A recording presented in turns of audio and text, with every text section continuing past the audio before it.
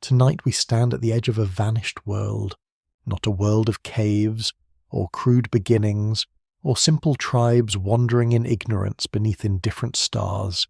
No, tonight we enter the glittering age of bronze, when gods and mortals once walked the earth together, when kings wrote to one another as brothers across the sea, when scribes pressed royal anxieties into wet clay, when chariots thundered across open plains, and when the fate of nations depended on ships, grain, copper, tin, oath, marriage, tribute, and memory.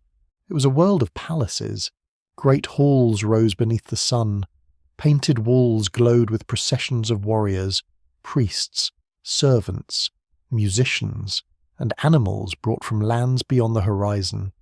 Storehouses swelled with jars of oil and wine. Bronze weapons shone in the hands of professional soldiers. Gold cups passed between envoys. Ivory, lapis, cedar, linen, incense, horses, slaves, and sacred objects moved along roads and sea lanes in a vast web of exchange that bound together the eastern Mediterranean and the Near East. In Egypt, pharaohs ruled beside the Nile, claiming power from the gods themselves. In Anatolia, the kings of Hatti commanded fortresses and armies from their high capital, a city of stone gates, storm gods, and imperial archives. Across the Aegean, Mycenaean rulers sat behind massive walls, their citadels rising from the hills like the work of giants. On the coast of Syria, Ugarit prospered as a city of merchants, scribes, diplomats, sailors, and temples, its clay tablets preserving the many languages of a connected age. On Cyprus, copper flowed from the earth, the lifeblood of bronze. In Canaan, city-states stood between empires, wealthy, vulnerable, and watched. And for a time, it all seemed eternal. But still, for the most part, secrets remain hidden. For beneath the brilliance of this age, beneath the gold masks and painted chambers, beneath the treaties and marriages and formal greetings of royal letters, there was fragility. There were cracks in the foundations. A palace world may appear mighty when viewed from the throne room, but viewed from the granary, the harbour, the field, the mine, or the road, another story begins to emerge. It was a world that required movement. Grain had to move, metal had to move, soldiers had to move, messages had to move, trust had to move, and if one part failed, another trembled. The great powers of the Late Bronze Age were not isolated monuments. They were living systems. They breathed through trade. They fed on harvests. They armed themselves with copper and tin from distant regions. Their rulers depended on scribes, governors, tax collectors, merchants, ship captains, craftsmen, priests, and farmers. Their armies depended on horses, wheels, leather, wood, bronze, fodder, and organization. Their prestige depended on the illusion that the palace could command the world. Yet the world cannot always be commanded. At some point around the end of the 13th century BC and the beginning of the 12th, something changed. Across the eastern Mediterranean, cities burned, palaces fell silent, trade routes fractured, royal archives stopped. Writing systems vanished in some regions.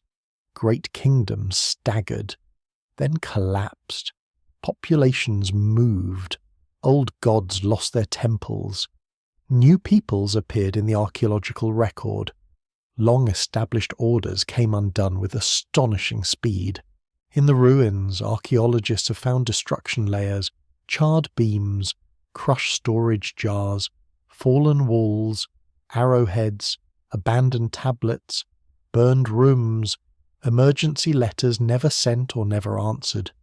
In some places, the evidence lies in ash and broken pottery. In others, it lies in absence, in the silence that follows the final line of a document. Radiocarbon dating, stratigraphic excavation, ceramic typology, lithic analysis where stone tools still appear, metallurgical study, paleoclimate records, and genomic data have all been brought to bear on the mystery, yet even now, answerless, adrift to ponder, we stand before the wreckage of this age and ask what really happened. For many generations, one name has loomed above the disaster. The Sea Peoples, a phrase both famous and strangely empty. It sounds like a legend whispered along a burning coast. Black sails sighted off the shore, strange warriors in feathered helmets, families on ox carts, ships packed with men, women, children, weapons, and household goods, raiders, refugees, mercenaries, migrants, conquerors, victims, or all of these at once. In Egyptian inscriptions, they appear as enemies moving across land and sea, a coalition of peoples whose names still stir debate among historians. Sherden, Peliset, Cheka, Shekelesh, Denyen, Weshesh, names carved in stone, preserved in triumphal scenes, yet still elusive. But the story is not simple. It is tempting to imagine the Bronze Age world destroyed by a single invading wave, a storm of outsiders sweeping in from the sea and putting palaces to the torch. Such a tale is dramatic, clean, and easy to remember. But history, as ever, resists simplicity. The end of the Bronze Age was not merely a battle. It was not merely an invasion. It was a convergence of pressures, each feeding the next, drought and famine, earthquakes, perhaps rebellion, piracy, migration, disrupted trade, weakening royal authority, shifting warfare, social unrest, the failure of palace economies, and into that wounded world came armed groups whose identities remain among the most haunting riddles of antiquity. Only time will tell what future discoveries will be made. Tonight we enter that riddle not as distant spectators, but as travellers approaching a city at dusk, when smoke darkens the sky and the guards on the walls stare toward the sea. We will walk the wide banks of the Nile and the harbours of the Levant. We will stand beside scribes as they write pleas for help. We will lose ourselves among the storerooms and temples of cities that would not survive. We will look at reliefs cut into stone by victorious kings and ask how much of victory is memory and how much is warning. We will trace the paths of metal, grain, and people across a world that was far more connected than once imagined. And we will ask why civilization collapsed, not because civilization is weak, but because civilization is complex, because greatness can become dependence, because abundance can hide vulnerability, because the same networks that carry wealth can also carry fear, hunger, violence, and flame. The Bronze Age did not end in one place, on one day, by one hand. It died unevenly, region by region, palace by palace, harbour by harbour, until the old order could no longer recognise itself. Imagine a king standing in a palace courtyard beneath a red evening sky. Messengers arrive breathless from the coast. Grain is late. Ships have vanished. Allies do not answer. The gods are consulted. The bronze doors are barred. Somewhere beyond the fields, strangers are moving. Somewhere on the water, hulls cut through the dark. Somewhere in the archive, a scribe presses signs into clay, not knowing that this may be one of the final voices of his world. The moment civilization collapsed was not only a moment of destruction, it was a moment of revelation. It showed what lay beneath empire. It revealed how tightly bound the world had become. It exposed the dependence of kings on farmers, sailors, miners, and scribes. It reminded humanity that no palace, however mighty, stands outside nature, hunger, fear, and time.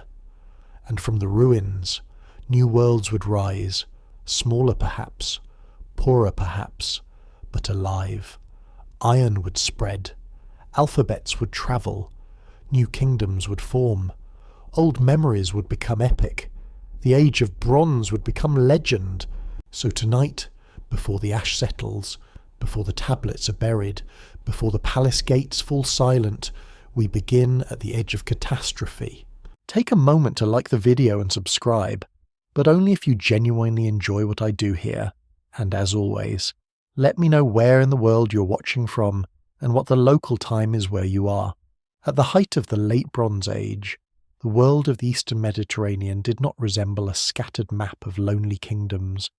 It was a living organism, vast and intricate, with arteries of sea roads, caravan routes, diplomatic marriages, merchant harbours, military roads, royal messengers, and temple estates, from the Nile to Anatolia, from the Aegean to Mesopotamia. Power moved through a network of palaces, each one glittering with confidence, each one believing itself chosen, watched, protected, and necessary. This was an age of kings who called each other brother, not because they loved one another, not because war had vanished from the earth, but because diplomacy had become a sacred theatre. A pharaoh might address the great king of Hatti as his equal. A Babylonian ruler might request gold from Egypt with the politeness of kinship and the hunger of ambition. A king of Assyria might press for recognition among the older powers, impatient to be treated not as a lesser lord but as a true member of the royal family of nations. Letters moved across deserts and mountains in the hands of envoys, wrapped in cloth, guarded as if they were treasure, because in many ways they were. Words could hold empires together. The Late Bronze Age palace was not simply a royal residence. It was a machine for storing, measuring, commanding, and remembering. Inside its rooms, scribes recorded sheep, grain, oil, bronze, labourers, women, soldiers, horses, land, sacrifices, and obligations. The palace received goods from the countryside and sent goods outward again. It fed workers, armed warriors, rewarded officials, honoured gods, and displayed the wealth of the king. Its power lay not only in walls and weapons, but in administration. Clay tablets, seals, scales, and storage jars were the bones of authority. In Egypt, that authority was ancient beyond reckoning. Along the Nile, temples and palaces stood in conversation with the flood, the sun, and the eternal rhythm of the river. The pharaoh was more than a king. He was the hinge between heaven and earth, the guarantor of order against chaos. The Nile fields gave Egypt a resilience few lands could match. When foreign lands starved, Egypt could still appear as a granary of divine abundance, though even Egypt was never immune to fear. Its armies had marched into Canaan and Syria. Its scribes knew the names of distant cities. Its artists carved enemies beneath the feet of kings. Yet Egyptian power depended on constant vigilance along its borders and coasts. To the north rose Hatti, the land of the Hittites, stern and mountainous, ruled from the great capital of Hattusa. There, stone lions guarded gates, and storm gods watched over treaties, campaigns, and royal succession. The Hittite Empire was not a simple kingdom but a layered world of vassals, frontier regions, rival claimants, sacred obligations, and military roads. Its rulers looked south toward Syria, west toward Anatolia, east toward Assyria, and inward toward the dangerous politics of their own noble houses. Hatti could be formidable, yet its strength required constant binding. Every vassal treaty, every garrison, every oath before the gods was an attempt to hold a difficult world in place. Across the Aegean, Mycenaean Greece stood in citadels of stone. Mycenae, Tiryns, Pylos, Thebes, and other centres were ruled by palace elites whose scribes used Linear B to record offerings, textiles, weapons, livestock, land, and labour. Their walls were massive, their tombs rich, their warriors proud. Long before later poets sang of heroes, there were real palatial centres managing flocks, bronze smiths, perfumed oil, chariot equipment, and feasting ceremonies. Their world smelled of olive oil, smoke, wool, wine, leather, and sea salt. Their kings were not mythic shadows, but administrators, patrons, military leaders, and ritual figures standing at the head of carefully organised societies. On the Syrian coast, Ugarit shone like a jewel at the edge of land and sea. It was a city where languages met: Akkadian, Ugaritic, Hurrian, Hittite, Egyptian, and other tongues passed through its scribal circles and diplomatic channels. Its merchants looked outward, its temples looked upward, and its palace looked in every direction at once. Ugarit was wealthy because it was connected. Ships could arrive with goods from Cyprus, Egypt, the Aegean, and beyond. Caravans could bring inland products toward the coast. Its archives preserve the pulse of a cosmopolitan world, one in which trade, law, ritual, family, debt, and diplomacy intertwined. Cyprus, rich in copper, occupied a place of extraordinary importance. Bronze was made from copper and tin, and copper was the metal that gave the age its name. Without it, weapons, tools, fittings, and prestige objects could not be produced at the same scale. The copper ingots of Cyprus moved like hard sunlight across the sea, cast in shapes that could be carried, counted, stored, exchanged, and transformed. A sword in a warrior's hand might begin as ore in Cypriot stone. A tool in a craftsman's workshop might depend on miners, smelters, sailors, merchants, and officials separated by hundreds of miles. Canaan lay between giants. Its cities were crossroads, tribute centres, fortified settlements, and contested prizes. Local rulers governed beneath the shadow of larger powers. They wrote to Pharaoh, bargained with neighbours, feared rivals, and navigated the dangerous art of survival. Their lands could be wealthy, but vulnerability was carved into their geography. Armies passed through, merchants passed through, ideas passed through, so did refugees, raiders, and rumours. Canaan was not a passive corridor. It was a dense human landscape of farmers, townspeople, pastoral groups, traders, officials, warriors, and priests, all caught between empire and autonomy. And farther east, Mesopotamia remained the old teacher of kingship, writing, law, temples, and cities. Babylonia carried the weight of deep memory. Assyria, rising with disciplined intensity, watched the balance of power with cold patience.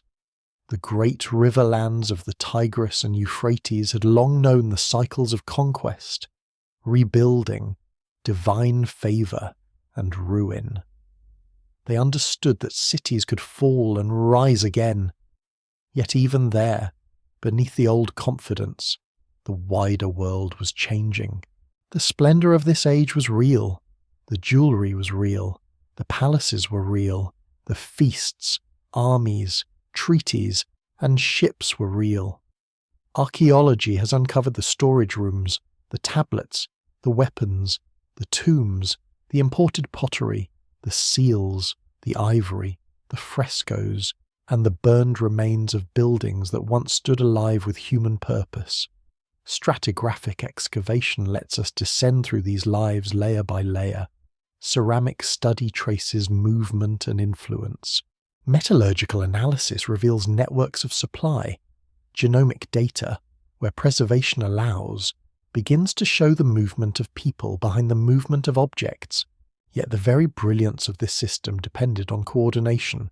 A palace world requires confidence in tomorrow. Farmers must plant believing harvests will matter. Sailors must sail believing ports will receive them. Scribes must write believing messages will be answered. Vassals must obey believing their overlords are strong. Kings must give gifts believing the language of brotherhood still has power. Priests must perform rituals believing the gods still listen. The Late Bronze Age was not primitive. It was sophisticated, ambitious, deeply interconnected, and astonishingly human. Its people loved, feared, calculated, prayed, betrayed, mourned, celebrated, and remembered. They were not waiting to become us. They were themselves, complete and brilliant beneath their own sky. Still, for the most part, secrets remain hidden in the silence of ruined palaces, in the clay of collapsed archives, in the blackened stones of cities beside the sea. We sense a terrible truth. The more complex the world became, the more it relied on every thread remaining unbroken and far away. Perhaps first as whispers, perhaps first as hunger, perhaps first as ships missing from harbour, the threads were beginning to strain. The voices of the Late Bronze Age did not vanish entirely into dust. They survived in clay. Not parchment, not paper, not scrolls laid carefully in cedar boxes, but clay taken from the earth, shaped by human hands, pressed with signs while still damp, then dried beneath the sun or hardened by accidental fire. It is one of the strange mercies of destruction that flames, which devour wood and cloth and flesh, can preserve clay tablets for more than 3,000 years. What was once ordinary administration becomes testimony. What was once a hurried message becomes a final witness. In those tablets the Bronze Age speaks, not in the grand language of later legend, but in the nervous language of kings, officials, merchants, and scribes trying to survive an unstable world. There are greetings, complaints, inventories, accusations, requests for troops, disputes over ships, lists of grain, and anxious appeals between rulers whose authority depended on constant communication. The earth has kept their words, though the people themselves are gone. Imagine the archive room of a palace near the sea. Shelves line the walls. Clay tablets are stacked, sorted, sealed, copied and consulted. Scribes sit in concentration, reed stylus in hand, their training the result of years of discipline. They are not poets of ruin. They are functionaries of order. Their task is to make the world legible. A shipment must be recorded. A treaty must be copied. A debt must be remembered. A royal command must be sent before the season changes in a palace society. Writing is not decoration. It is power made durable. Yet across the final decades of the Bronze Age, that power begins to tremble. Some of the most haunting documents of this world are not heroic proclamations, but letters of distress. Kings write to allies asking for help. Vassals plead for soldiers. Officials warn of enemies. Coastal cities fear ships. Inland regions fear famine. The language is formal, but beneath the formalities there is panic. A ruler may still address another with proper honour, still invoke brotherhood, still follow the old conventions of diplomacy, but the substance is stark. Send grain. Send troops. Send ships. The enemy is near, the land is hungry, and the city is exposed. There is something almost unbearable in the contrast between the elegance of the system and the desperation within it. Even as danger grows, the scribes continue to write, according to tradition. They use established phrases. They mark rank and status. They follow diplomatic etiquette. A letter can begin with courtesy and end in fear. It can praise the health of a great king while quietly revealing that the world outside the palace walls is no longer under control. Clay records do not tell a single story. They offer fragments.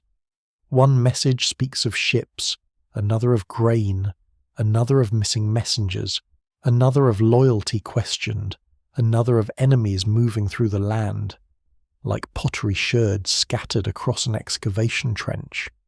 Each fragment must be placed carefully beside the others. The archaeologist and historian do not receive a finished tale. They receive broken evidence from broken rooms. Still, patterns emerge. The palace world had long relied on correspondence between rulers. Messages travelled across astonishing distances.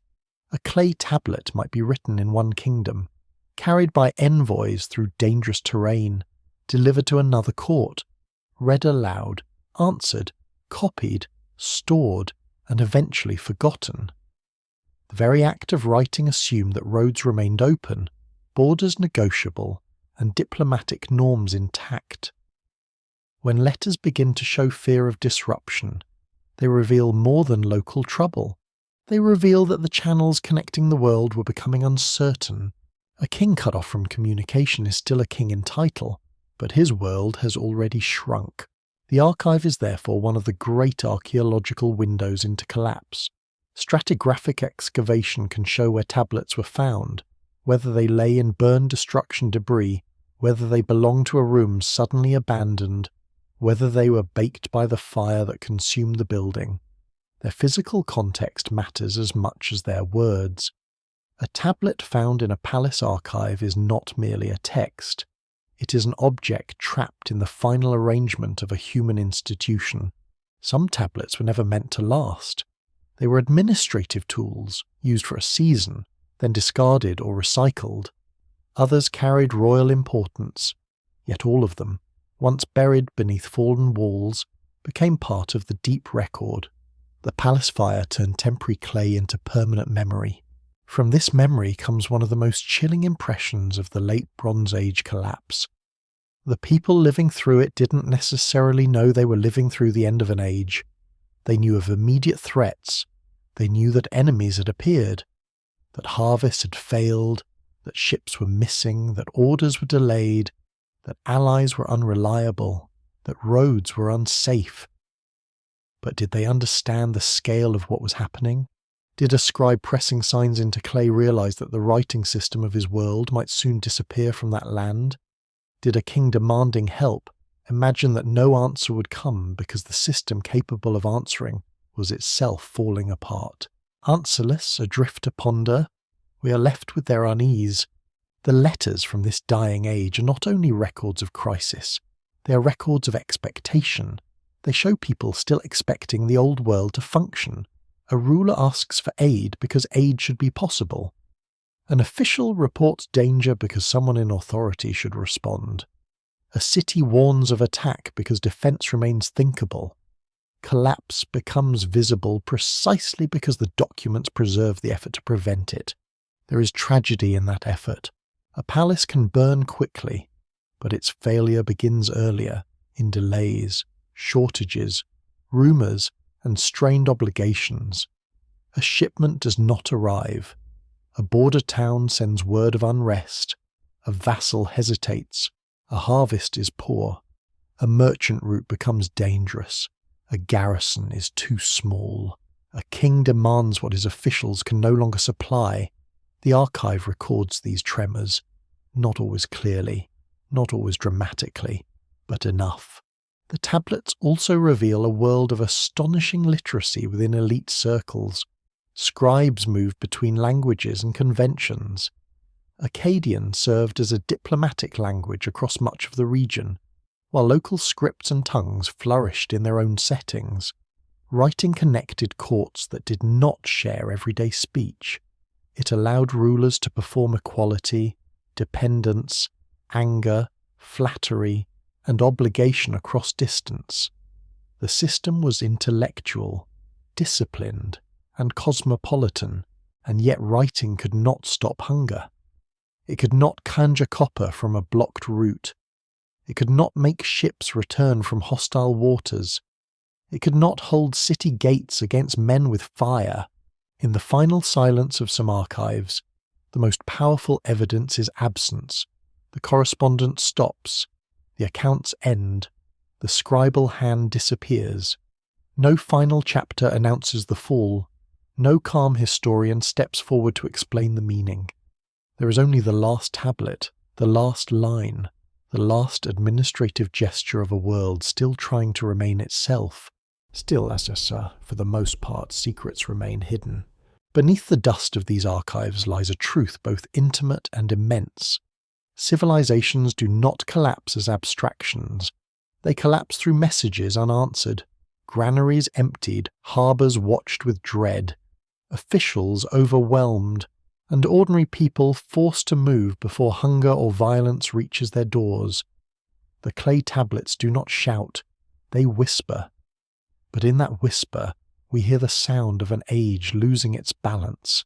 Far out beyond the harbours, where the horizon blurred into a line of silver light, the first warnings may have looked like nothing at all. A darker mark on the water, a cluster of sails against the morning glare, a fishing boat returning too quickly, a watchman narrowing his eyes from a tower above the shore. The sea had always carried wealth. It had carried copper from Cyprus, oil from the Levant, pottery from the Aegean, timber from distant mountains, messages from kings, and gifts wrapped in linen for foreign courts. But now, along the coasts of the eastern Mediterranean, the sea also carried fear. The phrase sea peoples is modern, born from the attempt to gather several ancient names into one dramatic category. The people who lived through the crisis didn't necessarily think of them as one nation. They were not a single empire with one banner, one capital, one king, and one ambition.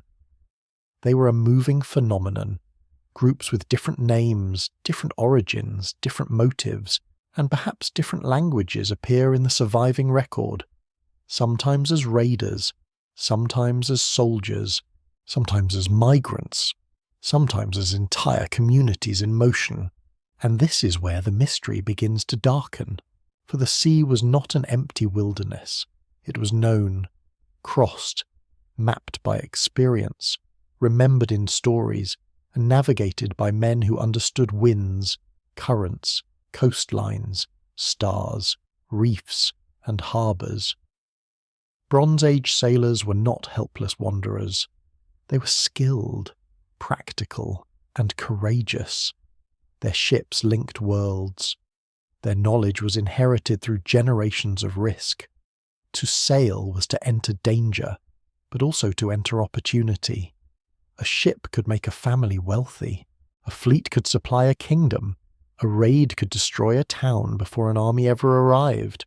Across the final decades of the Bronze Age, that maritime world seems to have become more violent, more unstable, more predatory. Trade and raiding have always lived close together in human history. The same sailor who knew where goods were stored also knew where defences were weak. The same harbour that welcomed merchants might dread armed strangers. A coast dependent on ships was also vulnerable to ships. Imagine a small coastal settlement at dusk, nets drying beside the water, children carrying jars, smoke rising from hearths, a shrine near the shore where offerings are made to powers older than memory, then horns, shouting.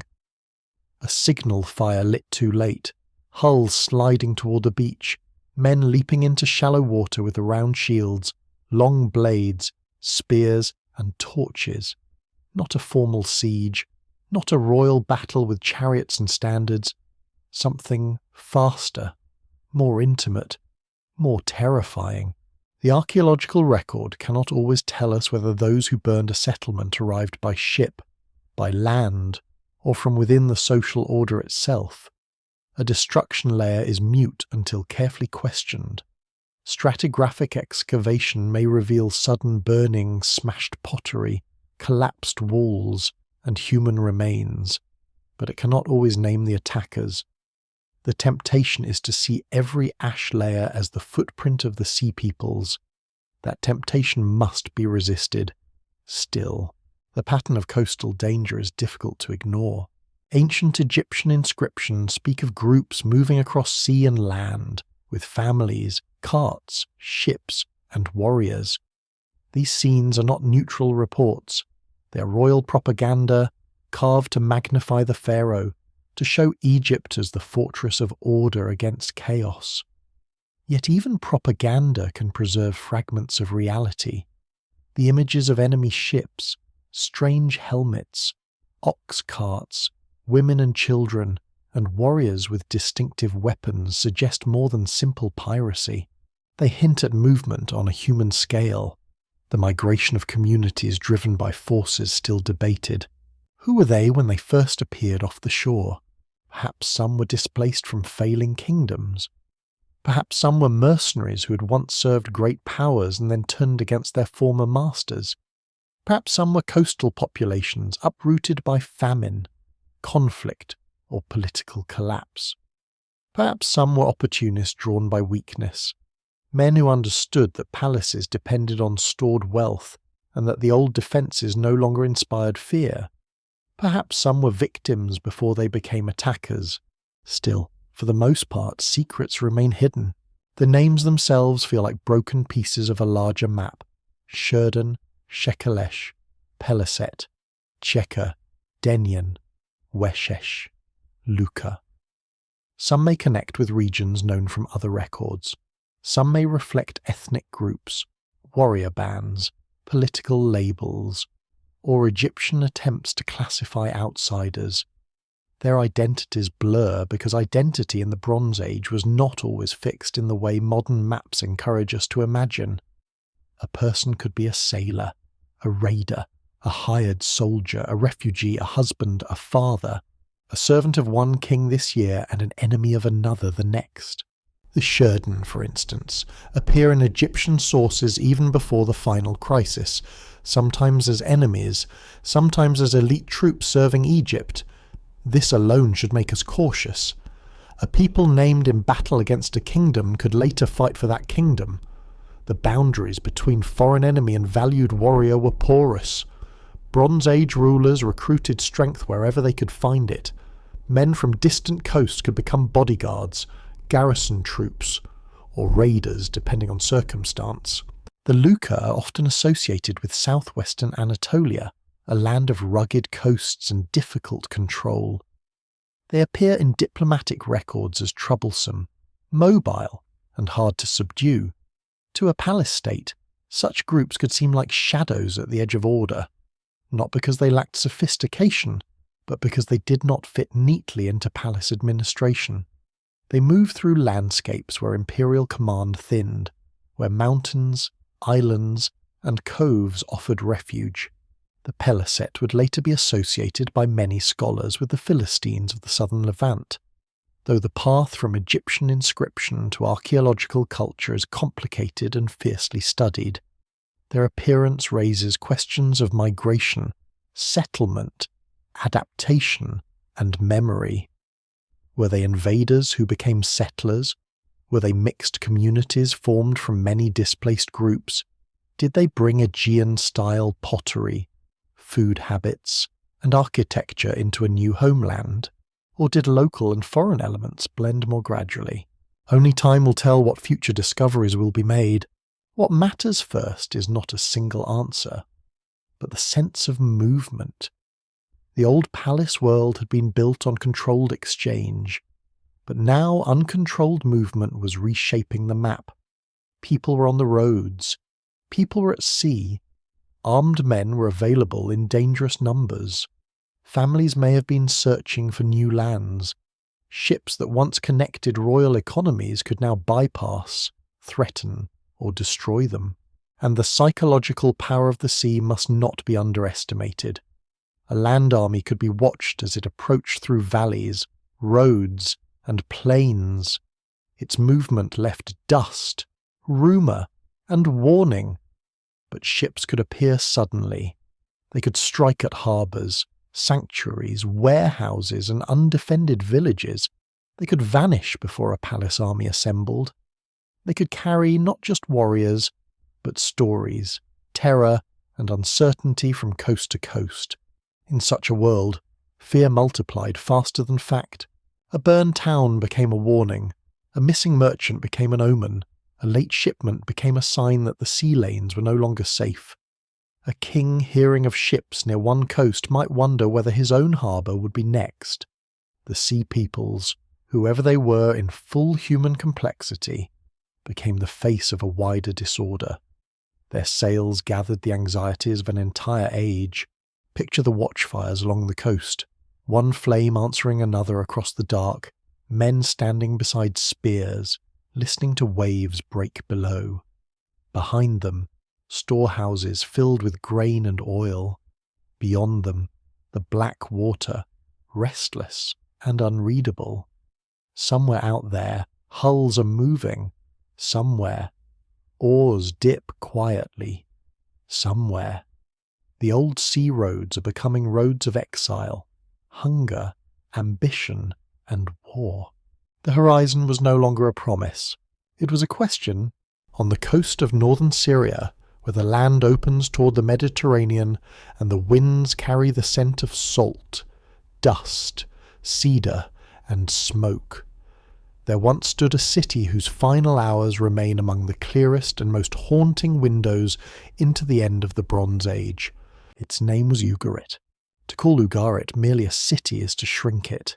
It was a harbour kingdom, a diplomatic crossing point, a merchant republic in royal clothing, a sacred landscape of temples and palaces, a place where scribes could move between worlds with a fluency that still astonishes.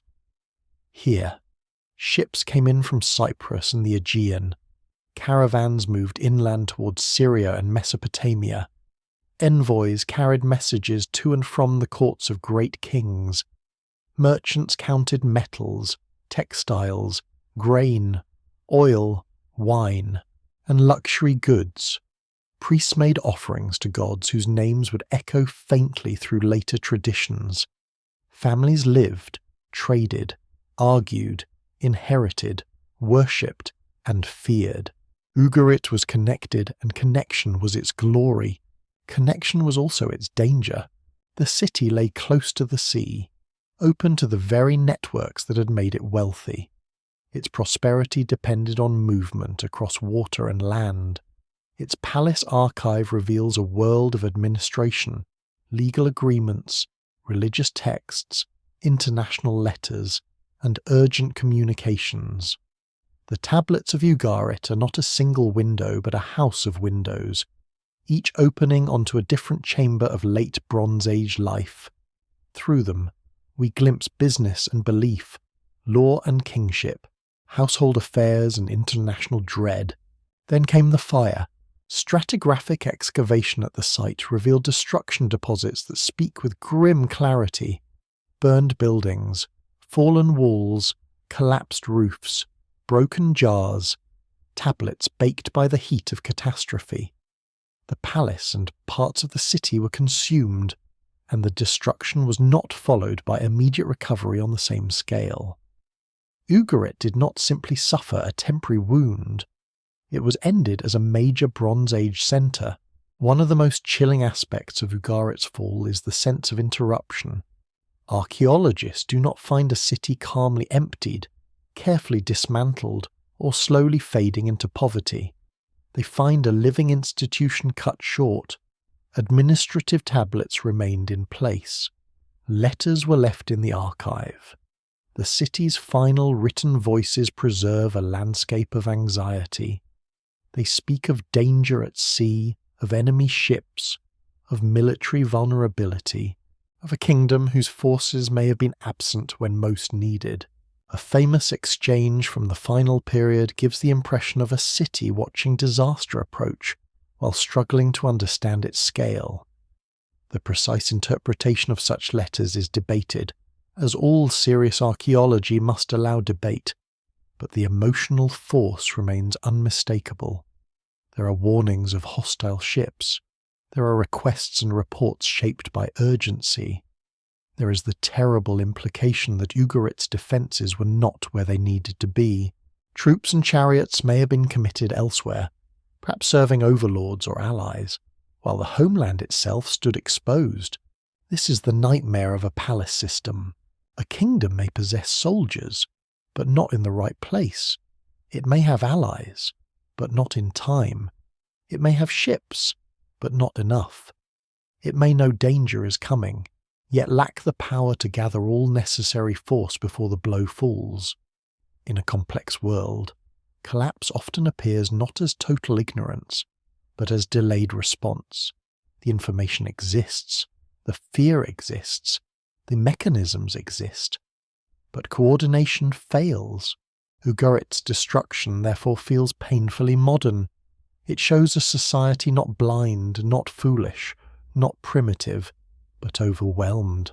In the palace rooms, scribes had once managed order through writing. They made lists, copied contracts, preserved rituals, recorded obligations.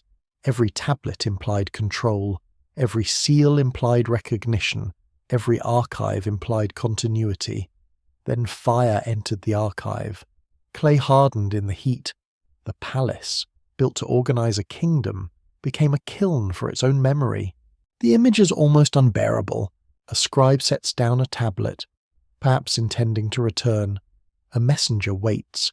A storage jar stands sealed. Somewhere in the city, a family hears shouting. The harbour is confusion. Smoke thickens. Doors are forced. Roof beams catch. The palace corridors fill with heat.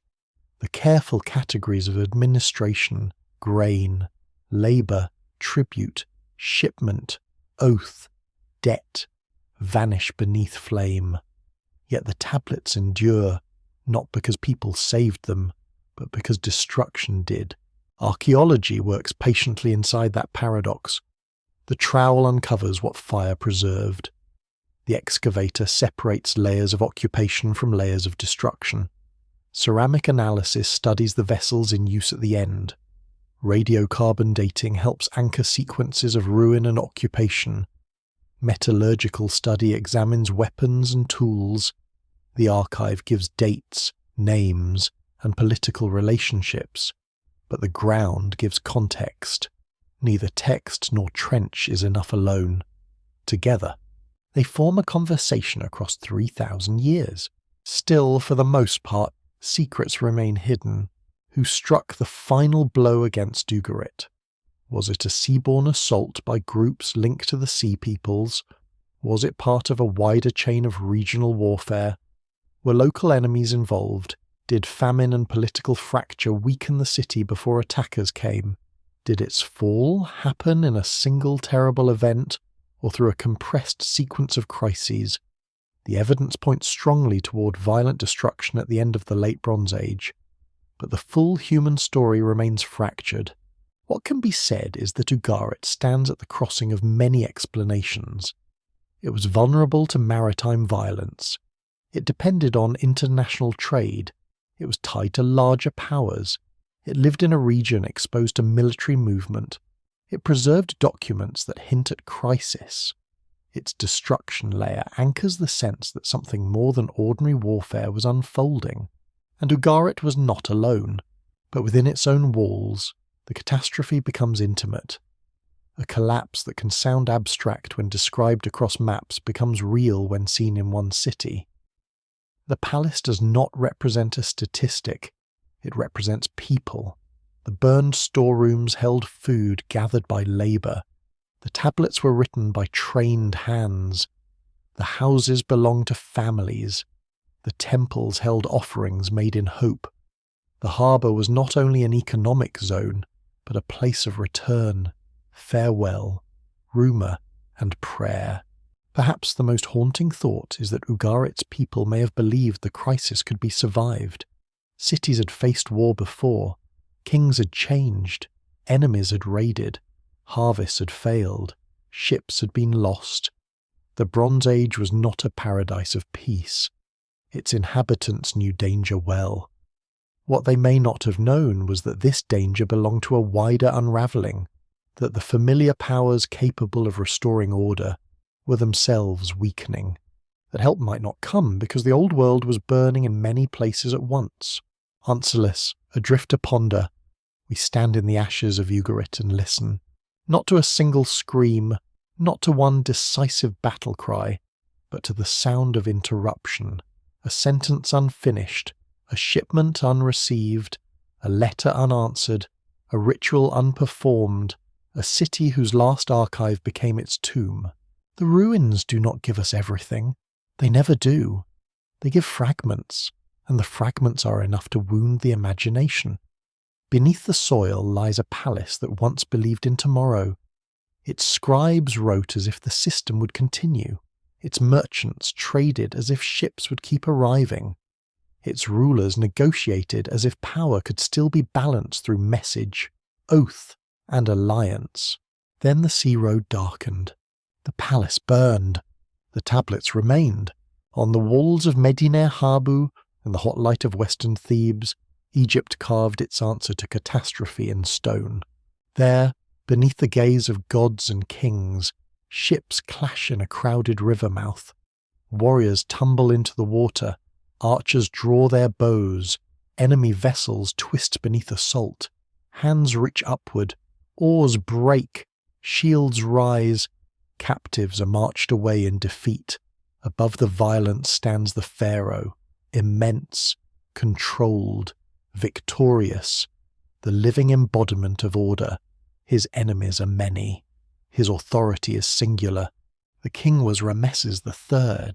To the Egyptian state, he was the defender of the two lands, the ruler who faced a storm of foreign peoples and turned them back. His inscriptions describe enemies coming from distant regions, nations gathered together, moving across land and sea, destroying kingdoms and setting their eyes upon Egypt. In the royal story, the world beyond Egypt had fallen into chaos. Hatti, Carchemish, Azawa, Alashia, and other lands are presented as broken or overwhelmed. Then the invaders came toward Egypt, confident and numerous, only to meet the power of Pharaoh. This is history written as cosmic drama. Egypt did not record war as a neutral chronicle. The king did not commission temple walls to confess weakness. Royal reliefs were theology, politics, memory, and propaganda in one. They showed the pharaoh defeating chaos because that was what a pharaoh was meant to do. Foreign enemies were not merely soldiers from other lands. They were symbols of disorder. Their defeat renewed creation. Their bodies beneath the king's feet proved that the gods still favoured Egypt. Yet propaganda is not the same as fiction. Behind the monumental language lies a real crisis. Rameses III fought major conflicts against groups associated with the Sea Peoples. Egyptian records describe battles by land and water, and the reliefs preserve details that archaeologists, historians, and military scholars continue to examine. The enemy ships differ from Egyptian vessels in striking ways. The warriors wear distinctive helmets and carry shields. The scenes show not only fighting men, but the broader sense of moving populations. Carts, families, and possessions appear in the imagery of foreign movement, suggesting that Egypt understood the threat as something larger than a raid. To stand before those carved scenes is to feel the intensity of royal fear transformed into royal triumph. The naval battle is especially powerful. Egypt was a river civilization, but it had long known the sea. Its fleets operated along the eastern Mediterranean. Its power in Canaan depended in part on maritime and coastal reach. Yet the scene at Medinet Habu shows the enemy trapped, compressed, and destroyed in waters controlled by Pharaoh. Egyptian archers line the shore. Ships close in. The invaders, who may have trusted mobility, are forced into a killing ground. The water itself becomes a battlefield, a place where the sea storm is broken by the river kingdom. Rameses III tells the world that he prepared carefully. He stationed forces, arranged defences, and confronted the enemy before they could establish themselves in Egypt. Whether every detail happened as carved is another matter. Royal inscriptions flatten confusion into certainty. They turn many events into one victory. They silence Egyptian losses. They enlarge the king. But even through this official mask, the seriousness of the danger is clear. Egypt survived. That survival matters because so many others did not. The Egyptian state endured the first great shock better than many palace powers around it. Its agricultural base along the Nile, its administrative depth, its ideological cohesion, and its military organization may have given it advantages. But survival did not mean untouched glory. The world Egypt had known was gone or changing beyond recognition. Foreign territories became harder to hold. Trade networks weakened. wealth diminished. The pharaoh could claim victory, but victory over collapse is never simple. A king may defeat an invading force and still inherit a poorer world. Medinet Habu therefore speaks in two voices. One voice declares triumph, the other whispers exhaustion. The reliefs show captives and trophies, but beyond the temple walls the old international system was breaking. Egypt could still carve victory in stone, but the diplomatic world of great royal brothers was fading. The palaces that once exchanged gifts and letters were burning, abandoned, or diminished. A military success could not restore the vanished balance of the late Bronze Age. Still, the Egyptians understood the symbolic stakes. To them, Egypt was the land of order, the narrow green miracle between deserts, guarded by gods, nourished by the Nile, sustained by ritual. The arrival of foreign peoples at the borders was more than a military event. It was a test of cosmic stability.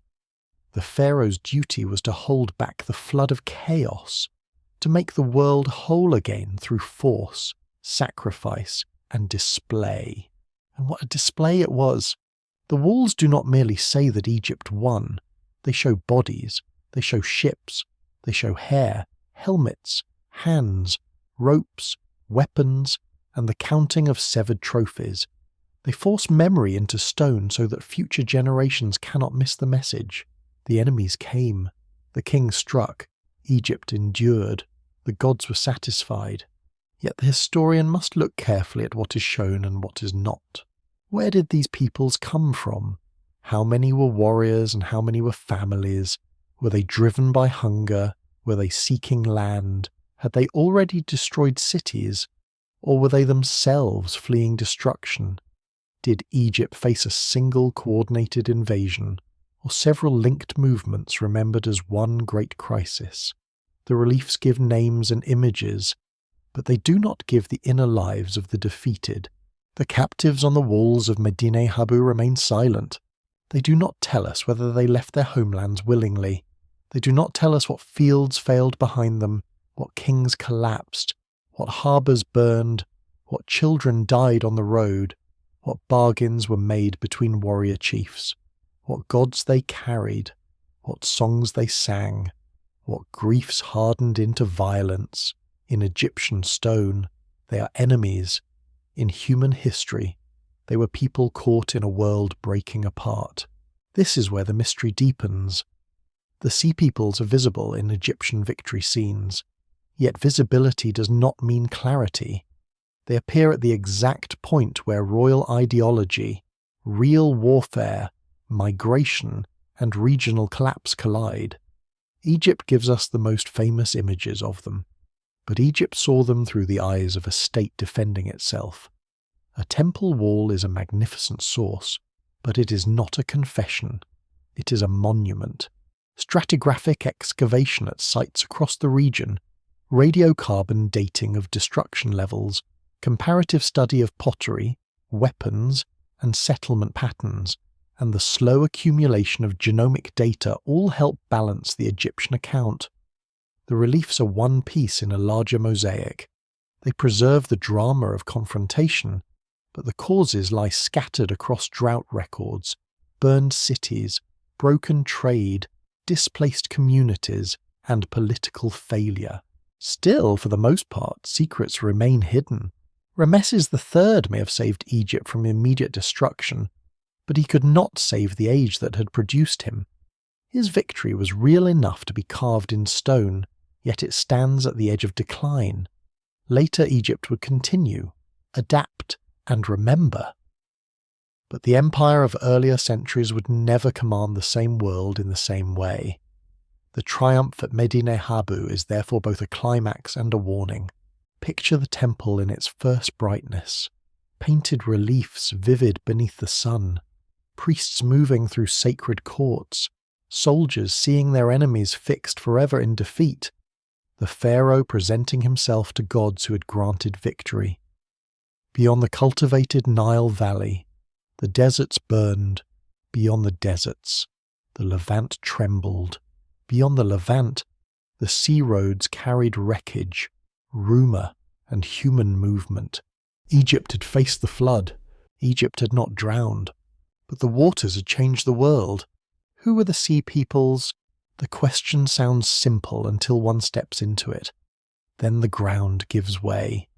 Names carved on Egyptian walls begin to drift like smoke.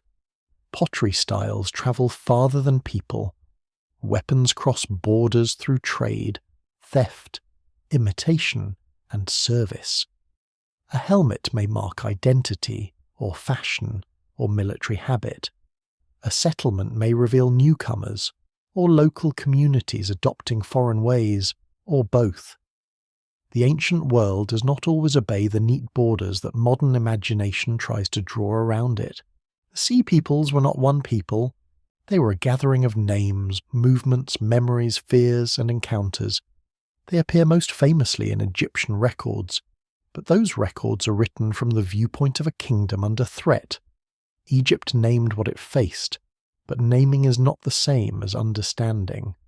A pharaoh's scribes could list groups as enemies, yet the lives behind those labels remained more complex than any royal inscription could admit. Sherden, Peliset, Cheka, Shekelesh, Denyen, Weshesh, Luka. The names ring like fragments of a broken bronze bell. Some may point toward islands, some toward Anatolia, some toward the Aegean, some toward regions still debated. Some may describe peoples already known to Egypt long before the Great Crisis.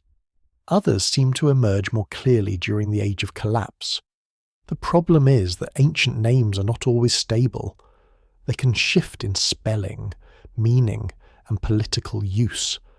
A name might describe an ethnic group, a confederation, a warrior class, a region, a reputation, or a population remembered by outsiders more than by itself. The Sherden are one of the most intriguing. They appear in Egyptian texts as dangerous seaborne fighters, yet also as soldiers serving within the Egyptian military. Their horned helmets and round shields have attracted enormous attention. Some scholars have connected them with Sardinia. Others are more cautious. The similarity of names is seductive, but archaeology demands patience. A resemblance between words is not proof. It is a clue, and clues must be tested against material culture, chronology, migration evidence, and historical context. The Luka are often placed in southwestern Anatolia, a rugged zone of mountains, coves, and coastal routes where imperial control was difficult. They appear in diplomatic texts as troublesome and mobile. From the viewpoint of palace kings, such people could seem unruly, not because they lack society, but because their society did not fit easily into palace ledgers. They occupied a world of local power, maritime skill, and shifting allegiance, a world in which raiding, trading, and military service could flow into one another. The Peliset are among the most famous because many researchers associate them with the Philistines, who later settled along the southern Levantine coast. Here archaeology becomes especially vivid. At sites linked with early Philistine culture, excavators have found pottery with Aegean connections, architectural patterns, food practices, and other traces suggesting the arrival or influence of groups from beyond the Levant. But even here, the story is not simple. Newcomers did not arrive in an empty land.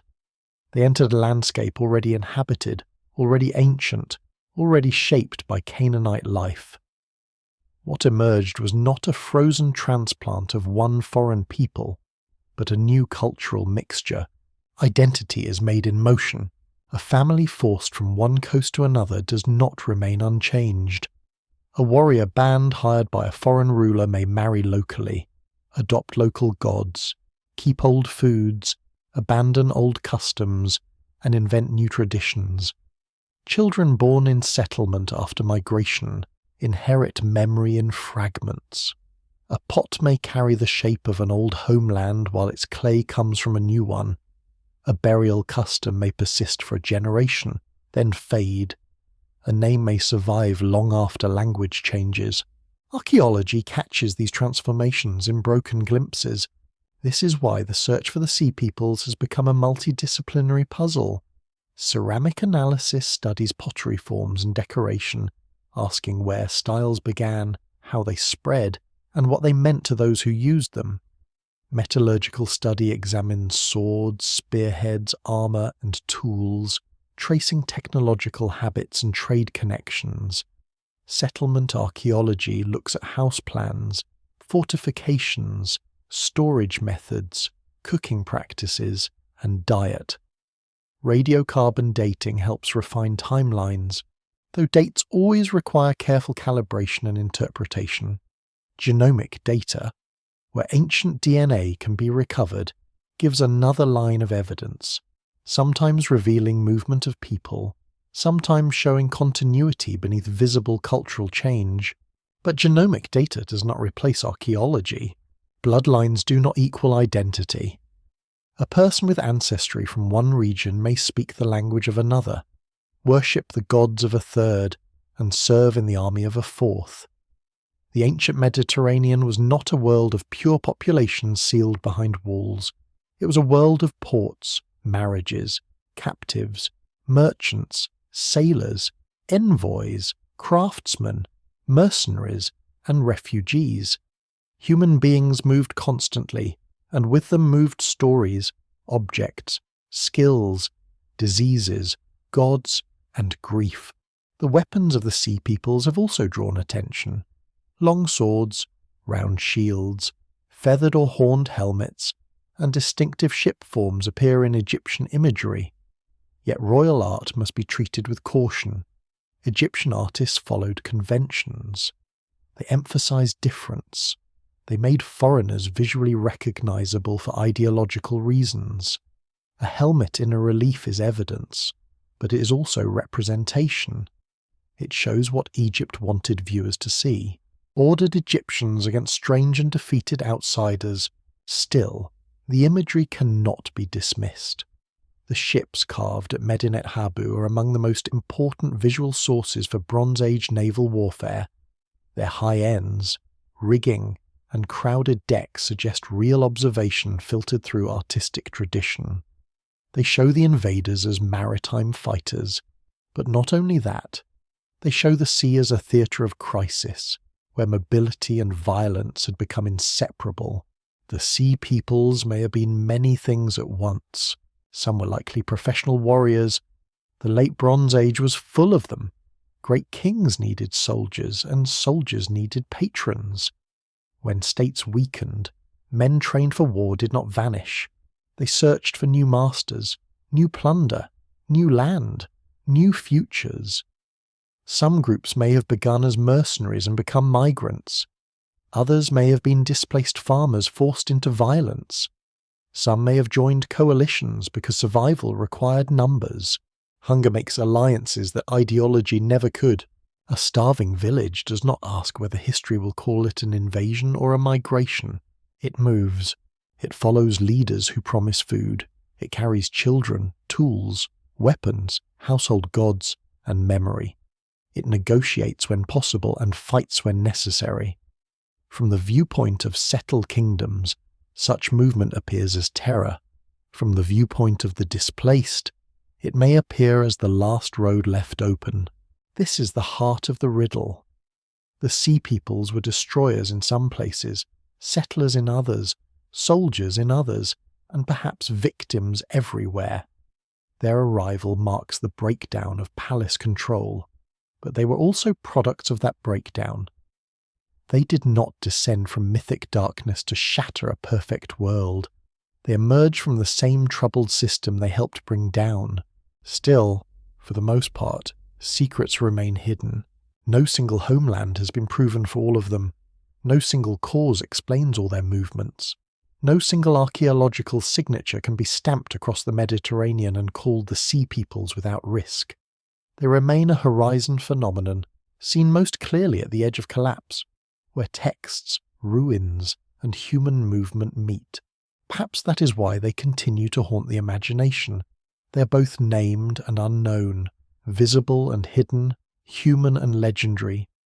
They stand at the boundary between history and myth, not because they were unreal, but because their reality was too complex for the records that survived. They were not simply the end of the Bronze Age. They were what people become when the world that holds them breaks. Beyond the palace walls, beyond the battle reliefs, beyond the ships with crowded decks and the cities left blackened by fire. There was another force at work. It did not speak in royal letters.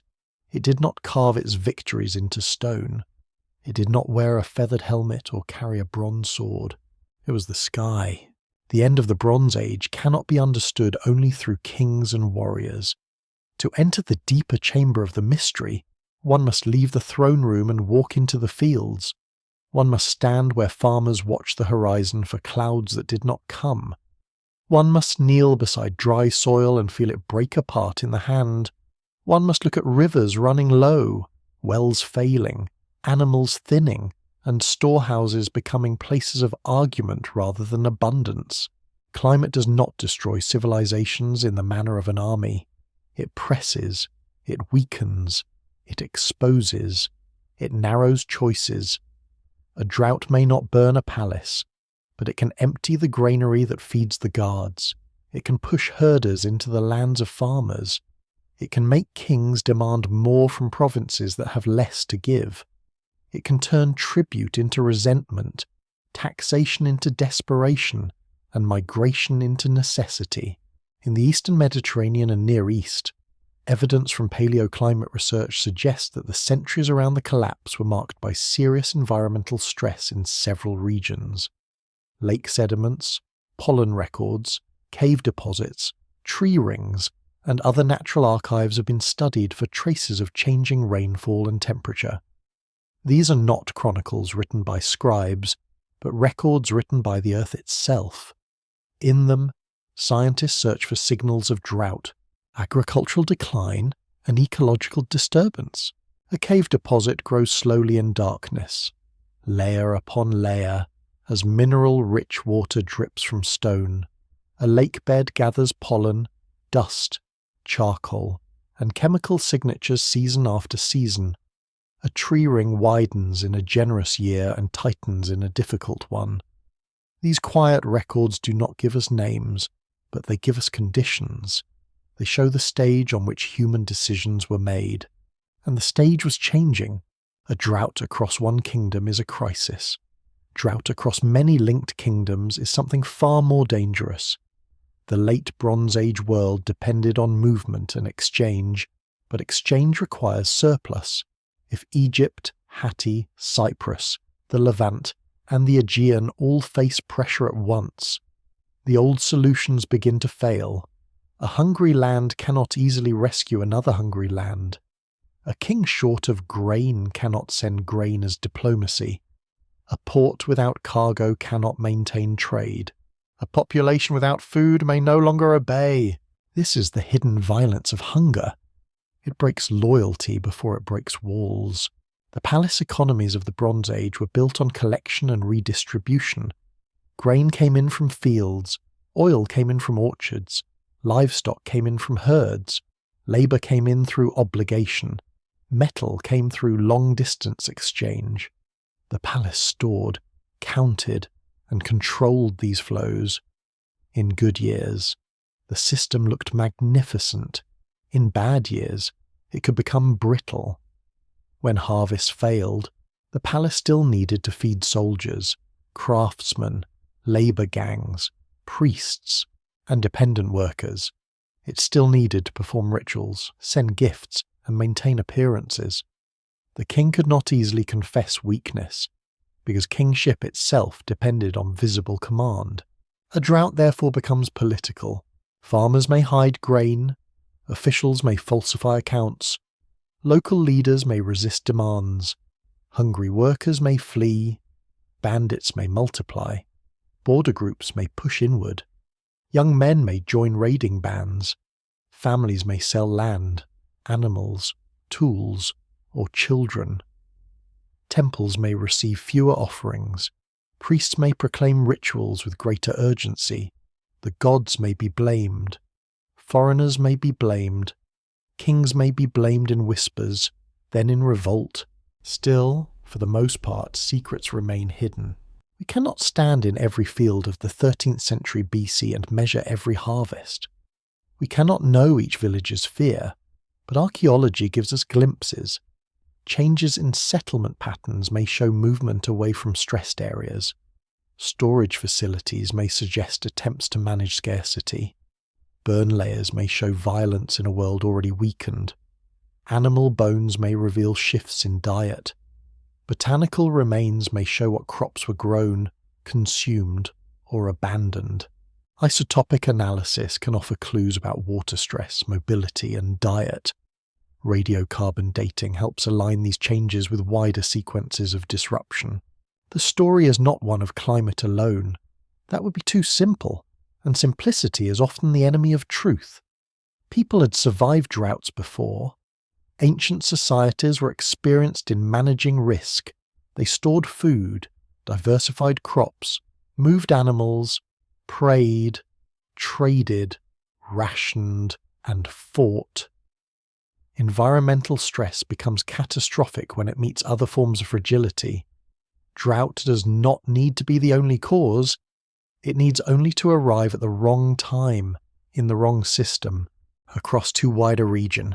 The Bronze Age world was vulnerable because it was connected.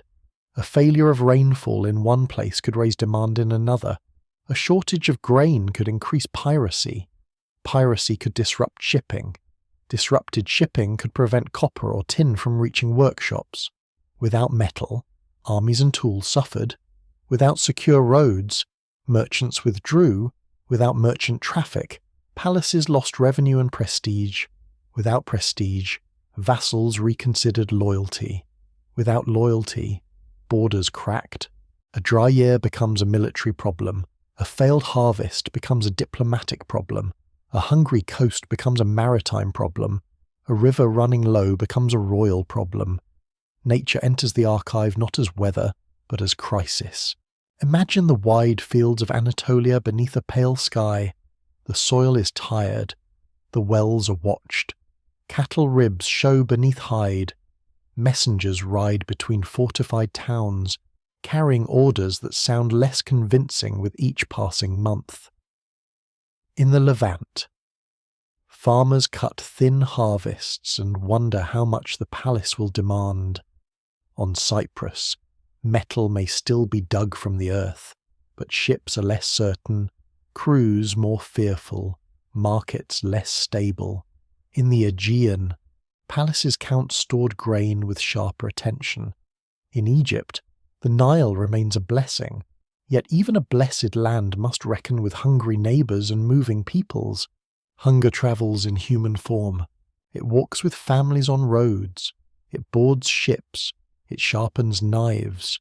It lowers the value of old treaties.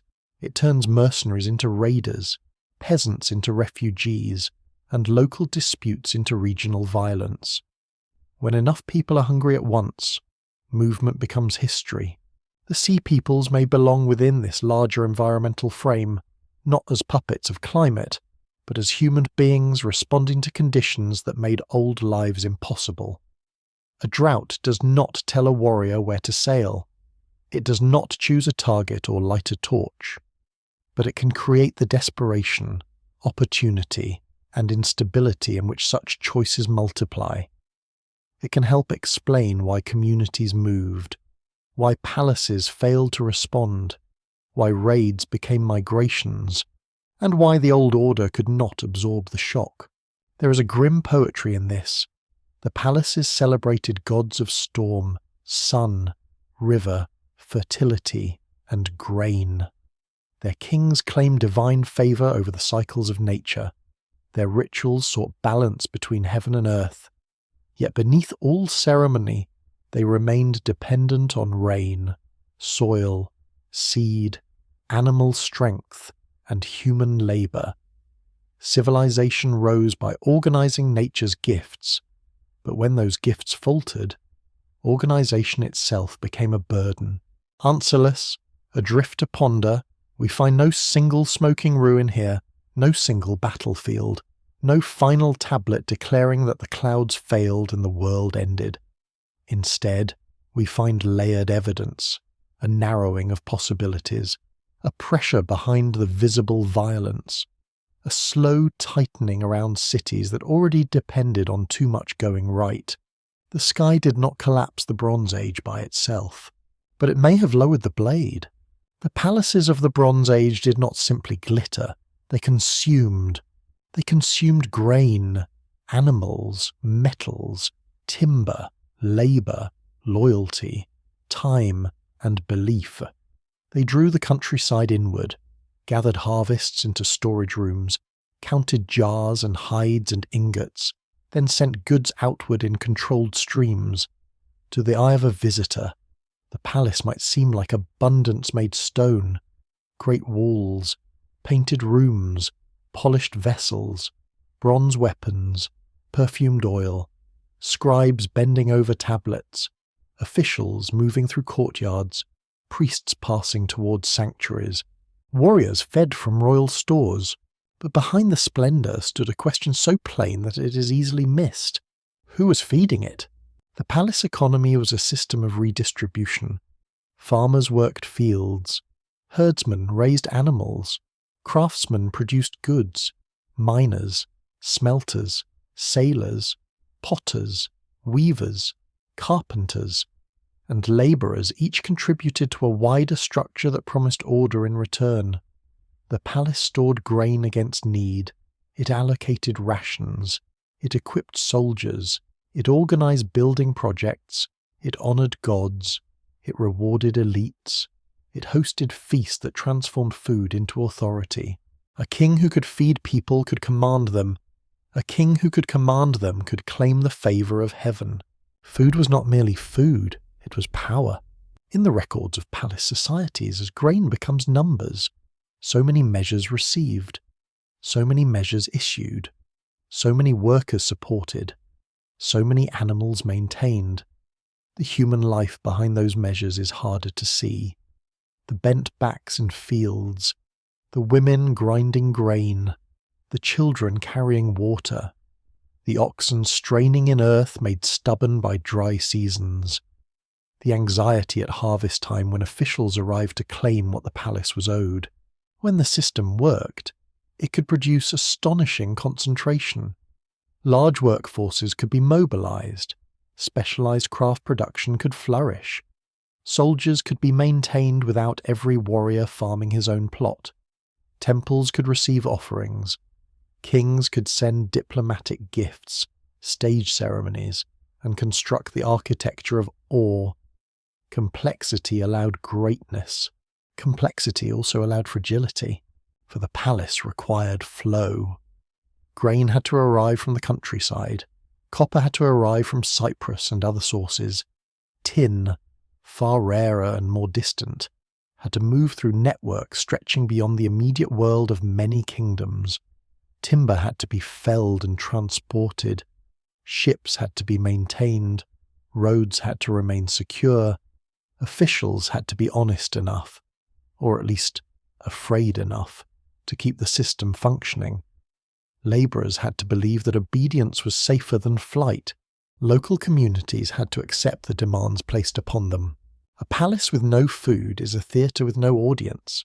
The walls remain, the thrones remain, the titles remain, but authority thins like smoke. A hungry worker does not care that a king wears gold. A soldier whose ration fails may sell his loyalty. A village stripped too hard may flee into hills. A merchant who fears the sea will keep his ship in harbour. A bronze smith without tin cannot fulfil orders.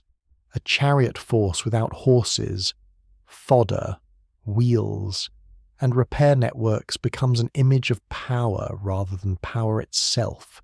This is how collapse enters a storeroom, not always with fire at first, sometimes with empty shelves, sometimes with fewer jars sealed than expected, sometimes with lower quality grain, sometimes with hurried redistribution, emergency demands, or increased taxation, sometimes with corruption, hoarding, or desperate punishment.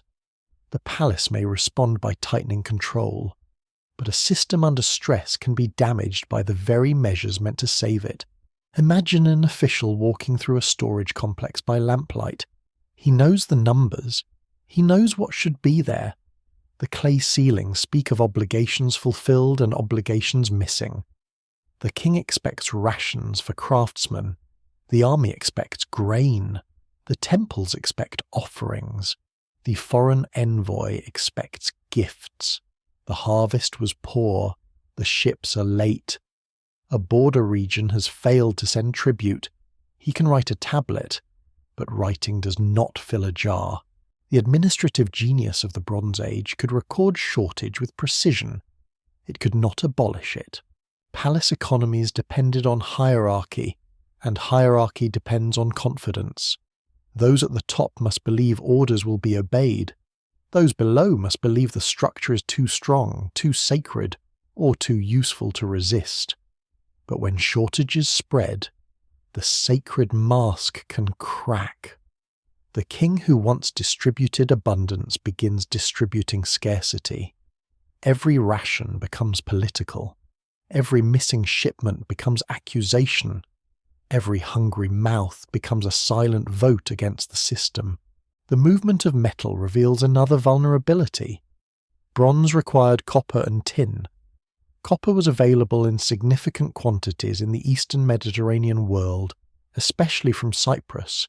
Tin was more difficult, often coming from distant and complex routes. The palace world armed itself, decorated itself, and equipped its craftsmen through long-distance supply chains. When those chains functioned, bronze symbolized mastery. When they failed, bronze became a reminder of dependence. A sword in a royal armoury was the end of a long story, or mined from earth, metal smelted with fuel, ingots transported by ship, merchants, officials, guards, sailors, and scribes involved at every stage, workshops supplied, craftsmen fed, all of it coordinated across landscapes vulnerable to war, piracy, drought, and political collapse. Interrupt the chain, and the sword becomes harder to replace. Interrupt many chains, and the military and economic foundations of palace life begin to weaken. This does not mean bronze disappeared overnight. It did not. Nor does it mean iron instantly replaced it in one clean revolution. History rarely moves with such neatness, but disruption in metal supply would have deepened existing strain. Tools, weapons, fittings, ritual objects, and prestige goods all belong to the material language of power. A palace unable to maintain that language became less convincing. Trade also carried ideas, styles, and status. Imported objects in elite spaces told stories about reach. A vessel from afar, a carved ivory, a fine textile, a foreign bride, a rare stone, a weapon of unusual form, all declare that the palace belonged to a world beyond itself. When trade narrowed, elite identity narrowed with it. A king cut off from luxury is not merely poorer. He is diminished in the eyes of rivals and dependents. Still, for the most part, secrets remain hidden. Archaeologists read these processes through evidence that is scattered, uneven, and often stubborn. Storage jars suggest capacity, but not always actual supply. Tablets record accounts, but only where writing survived. Burned buildings reveal destruction, but not the hunger that came first. Shipwrecks show cargo, but not all the voyages that never happened. Metallurgical analysis can trace sources, but the human decisions behind exchange remain partly invisible. Yet the pattern is compelling. The palace world was too interdependent to fail gently. When harvest stress, trade disruption, warfare, migration, and political mistrust converged, the system that once magnified prosperity began to magnify crisis. Each weakness amplified another. Grain shortages strained loyalty. Disrupted shipping weakened metal supply. Weakened armies exposed territories. Exposed territories encouraged raiding. Raiding further disrupted trade. Trade disruption reduced palace wealth. Reduced palace wealth weakened the rituals and payments that held society together. The machine began to feed on itself, and at the centre of that machine stood the palace, still demanding, still counting, still invoking gods, still issuing commands. Perhaps in some places it became harsher, perhaps in others it became helpless. Perhaps some rulers tried reform, some tried war, some tried prayer, some tried extraction from already exhausted communities. We cannot know every choice, but we can see that many palaces did not survive the test. There is tragedy in this because the palace was not merely oppressive, it also organised life. It supported specialists, preserved writing, coordinated resources, sponsored art, and linked people to institutions larger than the household. Its fall brought freedom for some, ruin for others, and uncertainty for nearly all. Collapse is rarely pure liberation or pure disaster. It is the breaking of a structure that had both fed and burdened the world around it. Picture the final days of a palace storeroom. The air smells of dust, oil, old grain, and fear. Clay ceilings lie broken. Guards whisper. A scribe checks a list that no longer matches reality. Somewhere, a priest asks for offerings. Somewhere, soldiers ask for rations. Somewhere, villagers refuse another demand. The king's name remains powerful, but power now echoes in rooms growing empty. Civilization did not collapse only when walls burned. It collapsed when the jars could not be filled. To call them invaders is not wrong, but it is not enough. The people who moved across the eastern Mediterranean at the end of the Bronze Age carried weapons, burned cities, fought armies, and terrified kingdoms. They appear in royal inscriptions as enemies. They appear in destruction horizons as a possible cause of fire and ruin. They appear in the imagination as warriors coming from the sea, their ships crowded against the horizon, their blades bright under a pitiless sun. Yet the word invader can be too clean, too simple, too comfortable. It turns human catastrophe into a single direction of blame. It lets the palace speak for the world. It accepts the view from the walls of the city, where those outside are only threat, only violence, only the unknown. History asks us to step closer. What if some of these people were not merely attacking the Bronze Age world, but fleeing its collapse? What if the same disaster that turned palaces into ruins also turned farmers into migrants, sailors into raiders, soldiers into free companies, and families into wandering communities? What if the sea peoples were not the cause alone, but also the symptom, not a storm from nowhere, but the human shape of a world already breaking? A refugee with a spear can look like an invader to the town that fears him.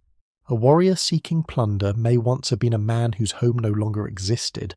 A migrant family moving behind armed leaders may become part of a military threat without ever having chosen war as its first desire. The ancient records rarely preserve such distinctions. States describe outsiders according to state needs. A royal inscription does not pause to ask whether the enemy has hungry children. It does not record the grief of the defeated. It does not describe the field that failed, the harbour that burned, the lord who could no longer protect his people, or the long road where hunger taught the desperate to follow anyone who promised survival. And yet the imagery itself gives clues. In some depictions, the moving peoples are not only warriors. There are carts, there are women, there are children, there are possessions. This matters. A raiding force travels light if plunder is its only goal. A migrating community carries the weight of life, household goods, tools, food, clothing, perhaps sacred objects, perhaps the bones or memories of ancestors, perhaps the last proof that a lost home was real. Such movement is slow, vulnerable, and dangerous. It requires protection. It creates conflict with those already living in the lands approached. It can begin as desperate passage and become conquest because there is no way back.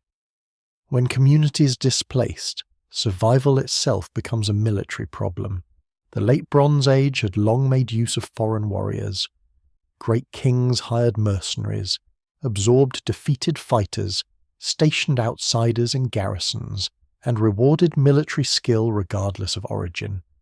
The boundary between service and rebellion could be thin. A man trained in palace warfare might fight for Egypt one year, raid an Egyptian ally the next, and settle under a new lord later still. Such men knew the weaknesses of states because they had served them. They knew where supplies were stored, how armies moved, how ports worked, how fear could be used. When palace authority weakened, these mobile warriors became more dangerous. Professional fighters do not simply disappear when their employers fail. They reorganize. They attach themselves to ambitious chiefs. They protect migrant groups. They sell their strength. They seize opportunity.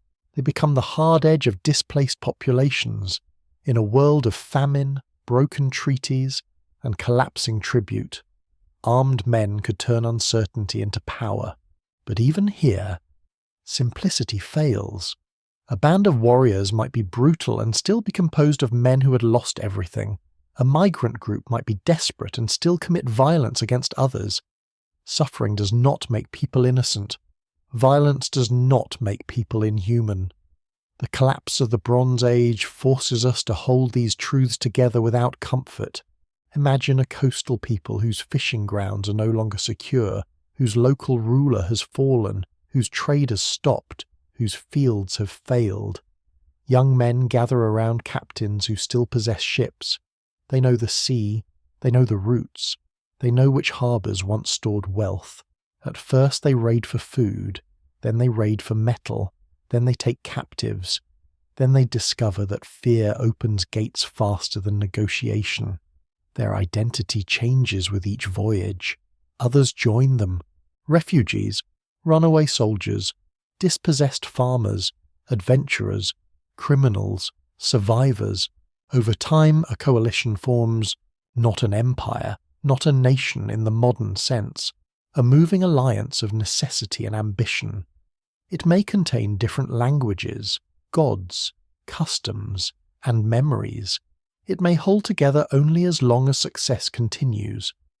But to the palaces watching from shore, such a coalition appears as one dark force. The differences within it vanish beneath the terror of its arrival. This may be why the Sea Peoples seem both real and elusive. They were real enough to fight, real enough to be named, real enough to settle in new lands, but elusive because their identity was not a single origin. It was a process, a gathering, a transformation produced by crisis. Archaeology often reveals this blended reality more honestly than texts do. Material culture in new settlements may show foreign elements mixed with local traditions. Pottery forms with Aegean echoes appear beside Levantine habits. Food practices shift, but not completely. Architecture changes, but not everywhere at once. Burial customs vary. Local continuity and newcomer influence exist together. This is not the footprint of a single marching army replacing one population with another in one clean stroke. It is messier, more human, more believable. Genomic data adds still another layer. Where ancient DNA survives, it may show ancestry from outside a region entering local populations. But the genetic signal can be partial, varied, and absorbed over generations. It does not speak in the language of kings. It does not say, here is a tribe, here is a nation, here is a destiny. It says that people moved, mixed, married, survived, and changed. Still, for the most part, secrets remain hidden. The human stories are mostly gone. The mother who loaded a cart, the child who remembered a burned harbour, the warrior who once guarded a palace and later helped sack one, the sailor who guided a fleet through night waters, the elder who carried the name of a lost town in memory until no one else understood it. the defeated local farmer who saw newcomers settle near his fields, the priest who tried to fit foreign gods into a new landscape. Collapse is made of such lives. For the palace, the arrival of moving peoples was catastrophe. For the moving peoples, the palace may have been food, land, wealth, revenge, or survival. For local communities caught between them, both sides may have been terrifying. A starving migrant and an overtaxing king can both destroy a household. A raider and a tax collector can both empty a granary. A refugee camp and an army camp may differ in intention, but both constrain the land around them. This is why the end of the Bronze Age feels less like a single invasion than a human avalanche. Once movement began on a large enough scale, it created more movement. A burned city sent survivors onto roads. Those survivors pressured other regions. Those regions armed themselves or collapsed. Warriors found employment in chaos. Ships carried not only attackers, but the knowledge that some places were weak. News of weakness drew more violence. Fear became a map. And in such a world, moral categories blur. The sea peoples were not demons from the edge of the world. They were not noble wanderers untouched by brutality. They were human beings inside a failing system, capable of courage, hunger, cruelty, loyalty, grief, and adaptation. They destroyed, and they were displaced. They attacked, and they settled. They ended some worlds, and founded others. Answer us adrift to ponder, we should not ask only where they came from. We should ask what had happened to make so many people move. A stable world keeps most people rooted. Fields, families, graves, gods, and obligations bind communities to place. To leave is costly. To sail into danger with children and possessions is not a light choice. To follow armed leaders into unknown lands is not adventure for most people. It is desperation sharpened into motion. So when we picture those ships on the horizon, we should see more than enemies. We should see the collapse itself made visible. The hunger of failed harvests, the silence of burned archives, the ambition of armed captains, the grief of uprooted families, the opportunity seen by men with nothing left to lose, the terror felt by those waiting behind city walls. Warriors, refugees, or both? The answer may be yes. In the highlands of Anatolia, among ridges, plateaus, cold winds, and storm-darkened skies, the Hittite Empire stood like a fortress built against the world. Its capital was Hattusa. There, stone walls climbed over rugged ground. Gates guarded the approaches with lions, sphinxes, and warriors carved in hard silence. Temples filled the city, for Hatti was a land of many gods, a land where divine powers were gathered, honoured, adopted, feared, and invoked. The kings of Hatti ruled not only by the sword, but by treaty, oath, ritual, marriage, hostage, tribute, and the terrible witness of the storm god. Hattusa was not a soft city. It rose from the landscape with a severity that still unsettles the imagination. Its walls did not merely defend, they declared. They told visitors that a great power lived here, a power of chariots, scribes, archives, bronze weapons, vassal kings, and imperial memory. From this mountain capital, Hittite rulers negotiated with Egypt, fought in Syria, controlled territories across Anatolia, and bound lesser rulers through written agreements sworn before the gods. Yet by the early 12th century BC, the heart of this power had gone silent. The fall of Hatti is one of the great disappearances of ancient history, not because every Hittite person vanished. For people remained in Anatolia, and Hittite traditions continued in altered forms elsewhere. But because the imperial system collapsed, the great king was gone, the central archives ended, the capital was abandoned and burned in ways that have provoked long debate. The empire that had once rivaled Egypt ceased to exist as a unified force. A great kingdom did not die in one breath. It weakened through pressure, geography, rivalry, hunger, and the strain of ruling difficult lands. Anatolia was never an easy imperial space. Mountains divided regions. Local powers endured. Vassals could be loyal in treaty and rebellious in practice. Western Anatolia, northern frontiers, Syrian dependencies, and eastern threats all demanded attention. The Hittite king had to be warrior, judge, diplomat, priest, and manager of a vast political machine. Every oath had to be renewed by power. Every frontier had to believe the centre still mattered. The centre itself was vulnerable. Hattusa was impressive, but it was not placed beside a great river like the Nile or Euphrates. It depended on supply systems, regional control, stored food, and administrative coordination. The city's grandeur required the countryside to feed it and the empire to sustain it. In years of stability, this could be done. In years of drought, war, and disrupted trade, the capital's distance from abundant lowland grain became a weakness.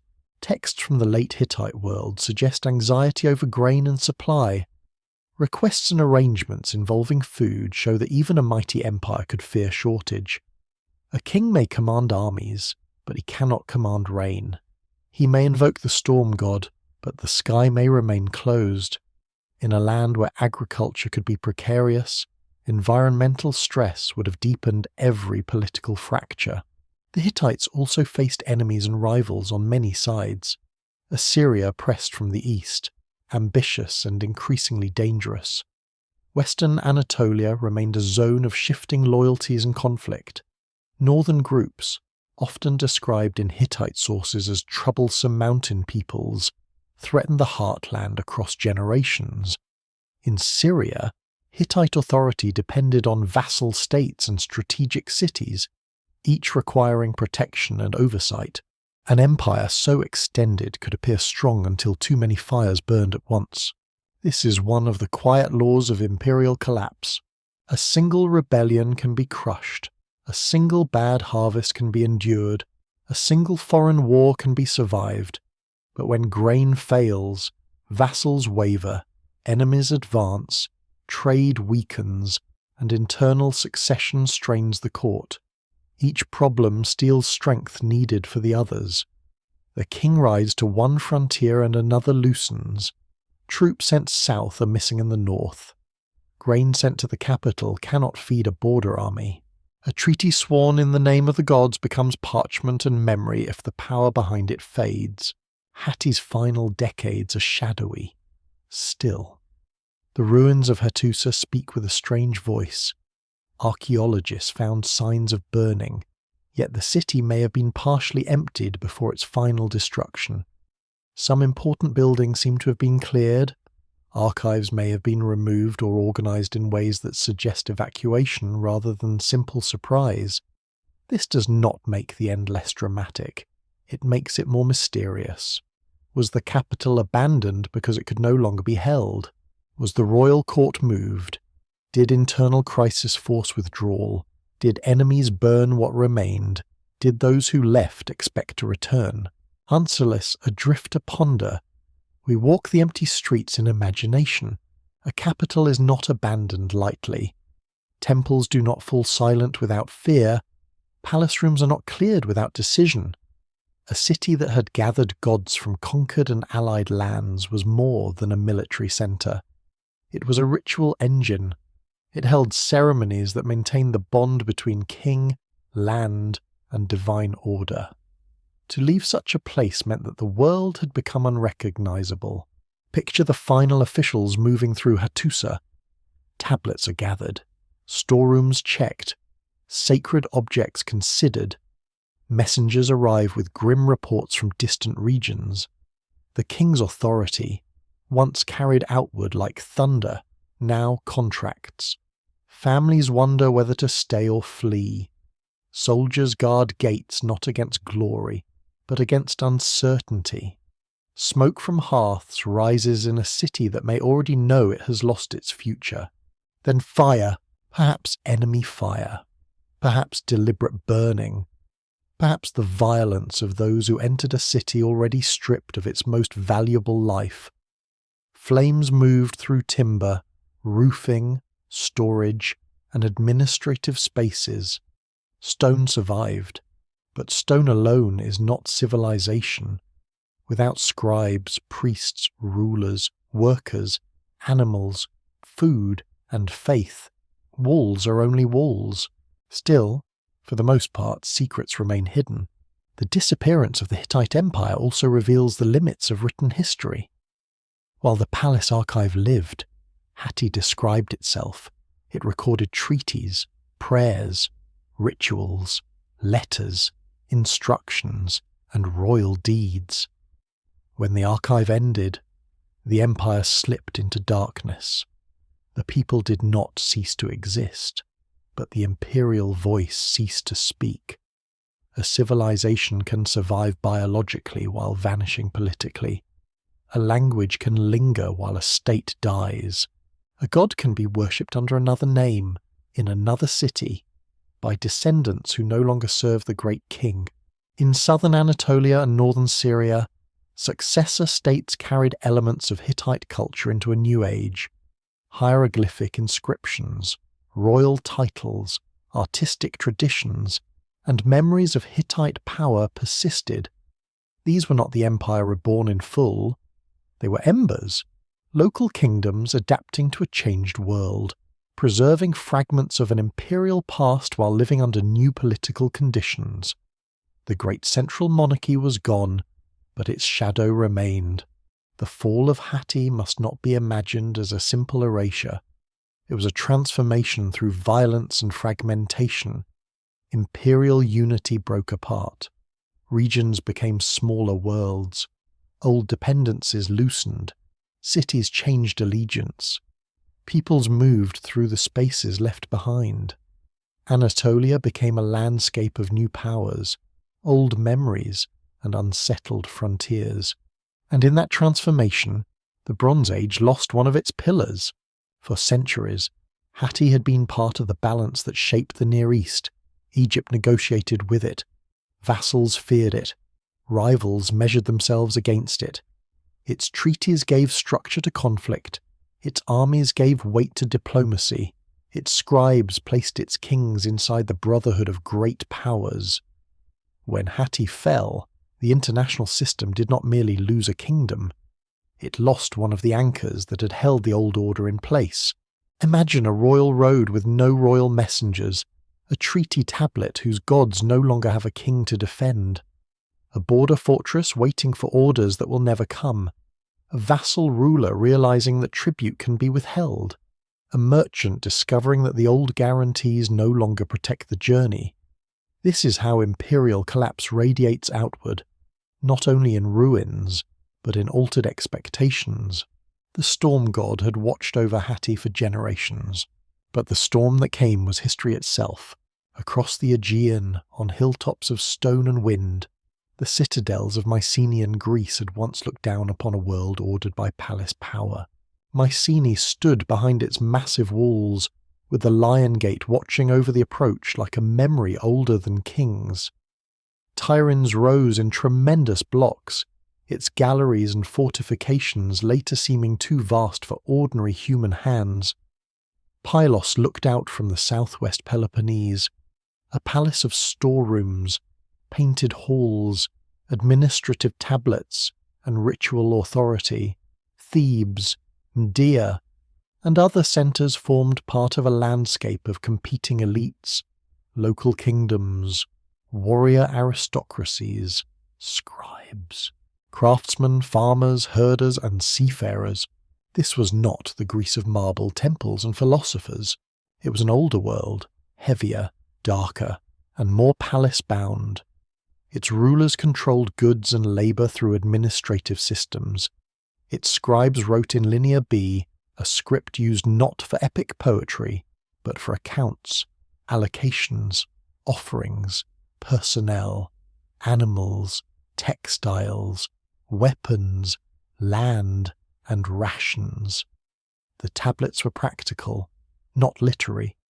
They do not preserve the songs of heroes, but the machinery that made palatial life possible, and that machinery broke. The destruction of Mycenaean palaces was not identical everywhere, nor did every site fall in the same year or by the same hand.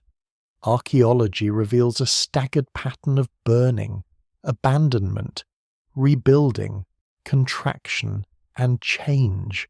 Some centres were violently destroyed, some were partly reoccupied, some regions endured differently from others, yet the broad transformation is unmistakable.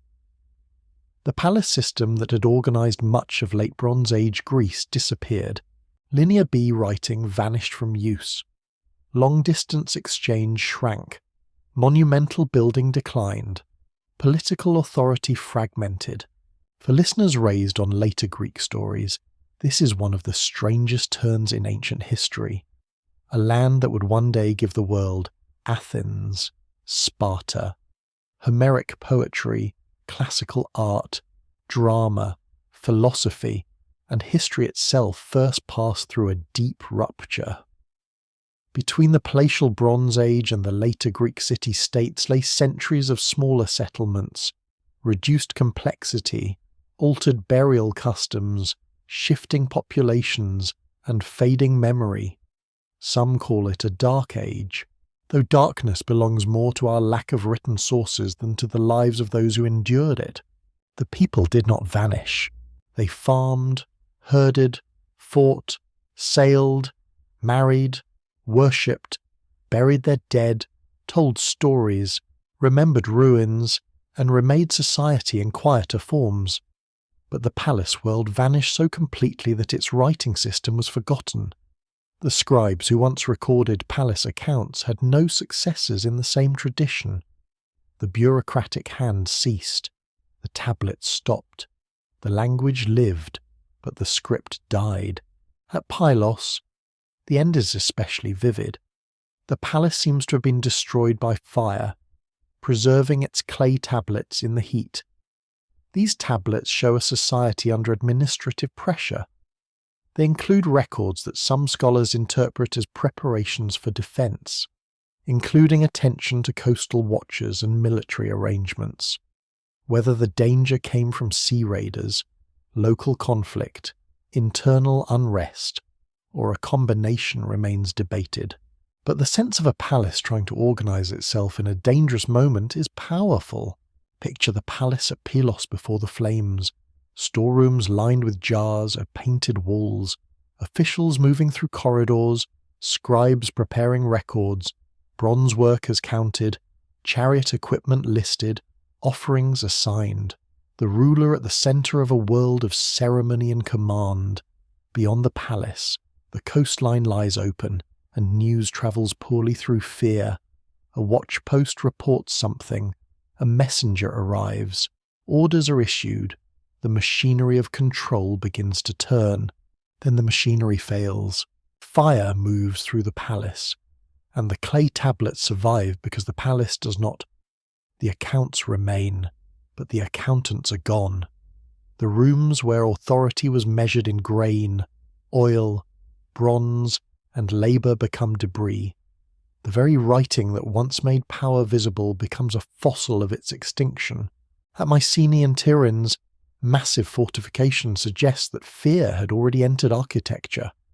Walls were strengthened, water sources were secured, citadels became harder and more inward-looking.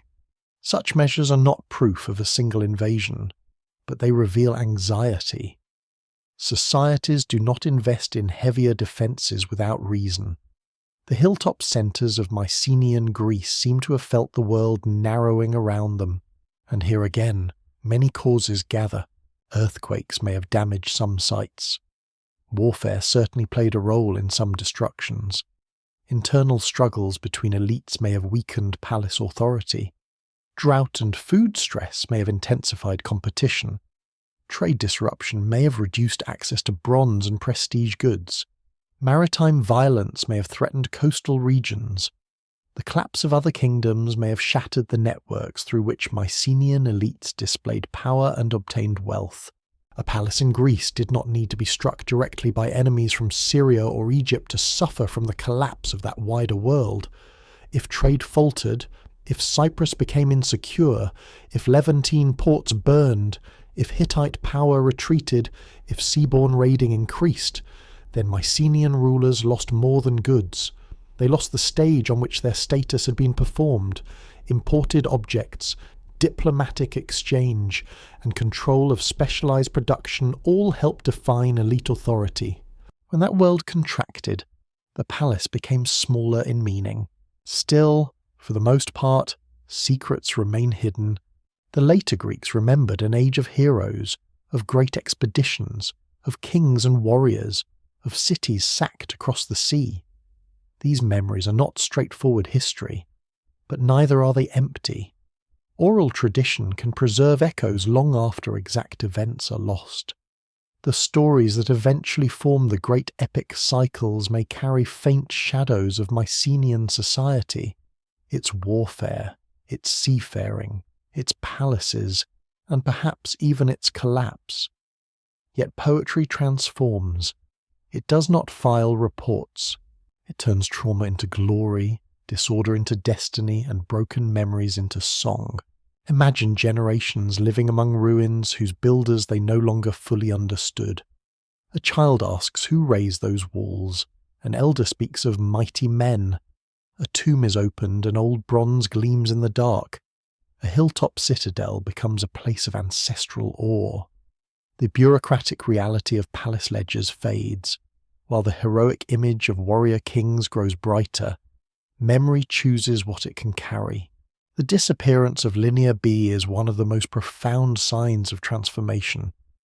Writing had served the palace, and when the palace disappeared, the need for that form of writing vanished with it. This is a brutal reminder that literacy is not simply a cultural achievement once gained and forever kept. It depends on institutions. Scribes require training, purpose, support, and continuity. When those institutions collapse, writing can disappear even among people whose ancestors had used it for centuries. In the centuries that followed, Greece changed in scale. Settlements were often smaller. Social organization became more local. Burials and material culture shifted. Iron gradually became more common. Communities adapted to a world without the great redistributive palaces. This was not a descent into nothingness. It was a reweaving, harder, poorer in some ways, freer in others, and full of regional variation. The old palaces had gathered power upward. The post-palatial world spread life outward into smaller units. Authority didn't vanish, but it changed shape. Chiefs, local leaders, kin groups, and warrior households may have taken on roles once held by palace administrations.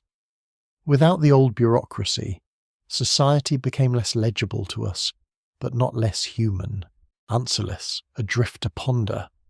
We stand before the burned rooms of Pylos, the walls of Mycenae, the stones of Tiryns, and the silence where Linear B once spoke.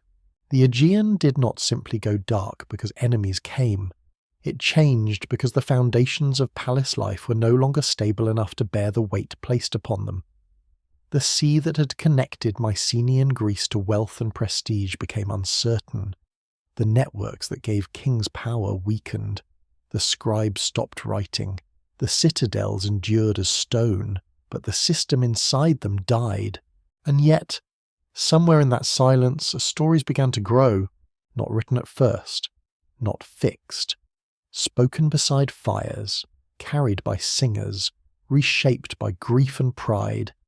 Memories of bronze warriors, distant wars, proud kings, beautiful ships, doomed cities, and the anger of gods.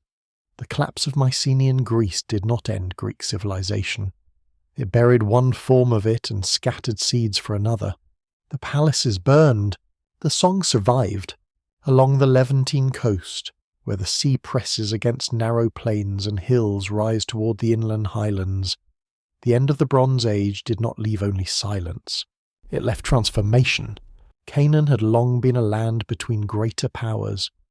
Its cities lived beneath the gaze of Egypt, near the ambitions of Hatti, beside the roots of merchants, armies, messengers, priests, and migrants. It was a landscape of fortified towns, rural villages, temples, shrines, ports, farms, vineyards, olive groves, and caravan roads. Its rulers were often local kings, powerful in their own cities, yet constrained by overlords, rivals, and the constant pressure of geography. Here, the collapse of the Bronze Age did not erase human life, it rearranged it. Some cities were destroyed, some shrank, some continued under altered conditions. New settlements appeared, old political structures weakened, Egyptian influence retreated in stages. Coastal zones changed with the arrival and settlement of groups associated with the Peliset and others. Inland highlands saw new patterns of village life, often smaller, less monumental, and more difficult to read through the old language of palaces and kings. This is the strange thing about collapse. To a ruler in a palace, it may look like the end of the world. To a village in the hills, it may look like the loosening of a distant grip. To a migrant family, it may look like terror and possibility braided together. To a local farmer, it may mean new neighbours, new dangers, new markets, new enemies, new customs. One civilization's ending can be another society's beginning, though rarely without pain. The Canaanite city-states of the late Bronze Age had been deeply embedded in the international order. They paid tribute, sent letters, hosted garrisons, negotiated rivalries, and lived with the knowledge that great powers could intervene. Their elites participated in the language of prestige. They used imported goods, diplomatic conventions, and monumental forms to claim status. Their temples and palaces stood within a world where power flowed from both local authority and imperial connection. When that world broke, local authority had to find new forms. The retreat or weakening of Egyptian control was one of the great changes. Egypt did not vanish from the Levant in a single instant. Influence persisted. Garrisons may have remained in certain places, and imperial habits do not dissolve overnight. But the old structure became increasingly difficult to sustain. Egypt had defended itself, yet the cost of regional crisis was immense. Holding distant territories required resources, soldiers, supplies, loyal local rulers, secure roads, and predictable movement.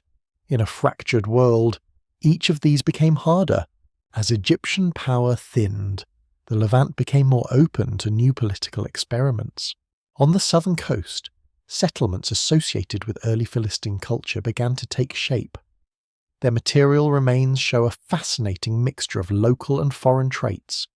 Pottery with Aegean-inspired forms and decoration appears, but it is made in local clay and gradually changes. Food habits reveal difference, including evidence in some places for pork consumption that distinguish these communities from many of their neighbours. Architecture, hearths, cult objects, and everyday tools show both memory and adaptation. The people who settled there were not ghosts from across the sea who remained unchanged forever. They became part of the land. A migrant people must learn new seasons, new soils, new neighbours, and new dangers. They may preserve old cooking vessels for a time, old styles of dress, old stories, old gods, old ways of feasting, but children grow up hearing new languages in markets. Marriages cross boundaries. Local craftsmen imitate foreign styles. Foreign families adopt local habits. Within generations, identity becomes layered. What began as displacement becomes settlement. What began as settlement becomes tradition. What began as tradition becomes ancestry. The coastal cities later associated with the Philistines, places such as Ashkelon, Ashdod, Ekron, Gath, and Gaza, would become major actors in the early Iron Age. but their rise belongs to this reshaped world, one born from the wreckage of the old palace system. Their presence shows that the Sea Peoples were not only destroyers at the gates, some became builders of new societies. Farther inland, the highlands saw changes that have drawn intense study. Many small settlements appeared or expanded in the hill country. Their houses were simpler than palaces, their material culture less luxurious, their political organisation less centralised. Archaeologists have examined pottery, animal bones, settlement distribution, storage facilities, terrace farming, and household architecture to understand who lived there and how they organised life. Some have linked these highland communities to the emergence of early Israel, though the process was complex, gradual, and debated. What matters here is the wider pattern. As old city-based systems weakened, smaller communities gained space to grow. Highland settlement may reflect local pastoralists becoming more sedentary, displaced lowland people moving into less controlled zones, new social groups forming outside the old hierarchy, or some mixture of all these. The collapse of palace authority did not produce emptiness. It produced new margins where different identities could form. Still, for the most part, secrets remain hidden. Canaan remade itself not through one event, but through countless local choices. A family leaves a vulnerable city and builds in the hills. A coastal group settles near an older town and begins to trade. A local ruler loses Egyptian backing and must negotiate with neighbours directly. A shrine continues under a new name. A potter copies a foreign shape because it sells, or because his grandmother once used it across the sea. A shepherd becomes a farmer. A raider becomes a chief. A refugee becomes an ancestor. Archaeology is powerful precisely because it can see ordinary life where royal texts fall silent. A cooking pot may reveal more about transformation than a king's boast. Animal bones may show diet and identity. House plans may suggest family structure. Storage pits may reveal economic independence. A lack of imported luxury goods may indicate poverty alone. But a world no longer oriented toward palatial display. In the small traces of daily survival, the new age begins to appear. The Levant also became a place where memory hardened into tradition. Groups defined themselves against neighbours. Food choices, settlement locations, burial customs, and religious practices became markers of belonging. Identity was not simply inherited from ancient blood. It was made through practice. What one ate, where one lived, whom one married, which gods one honoured, which stories one told, which enemies one feared. In a world without the old imperial order, communities needed new ways to say who they were. This is one of the great legacies of the Bronze Age collapse. It broke the wide diplomatic language of palaces and opened the way for more regional, ethnic, and territorial identities. The age of great royal brothers gave way to smaller kingdoms and peoples whose names would dominate the Iron Age: Philistines, Israelites, Arameans, Phoenicians, Moabites, Ammonites, Edomites. These identities were not born fully formed in a single hour. They emerged through centuries of settlement, conflict, adaptation, and memory. The Phoenician cities of the northern coast, heirs to older Canaanite traditions, would become masters of maritime trade in a changed Mediterranean. Without the same palace world around them, they developed new commercial networks, new colonial ventures, and new forms of influence. Their alphabetic writing would carry extraordinary consequences, travelling far beyond its homeland. In the ashes of collapse, the merchant city found new horizons. Answerless, adrift to ponder. We should imagine Canaan not as a ruined stage after the drama has ended, but as a crowded workshop of historical change. Smoke still rises from destroyed places. Old elites mourn lost privileges. New settlers build houses. Farmers cut terraces into hillsides. Potters shape hybrid vessels. Sailors reopen routes under different risks. Children learn names their grandparents never spoke. Temples continue, change, or fall silent. In marketplaces, languages mingle. Along roads, armed men still move. In villages, memory begins its slow work of turning survival into identity. The Bronze Age collapsed, but the Levant did not disappear beneath the rubble. It became many worlds, and from those many worlds would come stories, kingdoms, scripts, rivalries, and sacred memories that would shape the imagination of humanity for millennia. From the ruins of the Bronze Age came a different world, not a better world in any simple sense, not a sudden age of peace, wisdom, or renewal. The first centuries after the great palace collapses were often hard, local, violent, poor in luxury, and thin in written testimony. Cities shrank, trade contracted. Kings lost the wide horizons of their ancestors. Many communities lived closer to the soil, closer to hunger, closer to danger. The old brilliance didn't return in the same form, and yet the collapse was not only an ending, it was a clearing of the stage. When the great palatial machines broke, smaller powers stepped into the spaces they left behind. Communities once overshadowed by imperial courts began to shape their own histories. Local chiefs became kings, coastal merchants became explorers, hill country villages became the seeds of the later states. Warrior households became dynasties, scribes adapted, craftsmen changed their materials, memory turned fallen palaces into legends, and practical necessity encouraged new technologies, new routes, new forms of writing, and new ways of imagining power. One of the most famous transformations was the gradual rise of iron. Iron did not instantly replace bronze like a curtain falling between two acts of history. The change was slow, uneven, and dependent on skill, fuel, ore, and local tradition. Bronze remained valuable. Bronze remained beautiful. Bronze continued to be used, but iron possessed a different promise. Its ores were more widely available than tin, and in a world where long-distance trade had become uncertain, that mattered deeply. The Bronze Age had depended on copper and tin moving through vulnerable networks. A smith making bronze needed access to materials that might come from far away.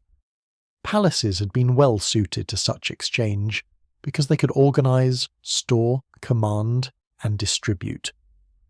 But in a fractured world, communities needed materials that could be obtained and worked with less dependence on the old international system. Iron was difficult to master, yet it offered possibilities that fit the new age.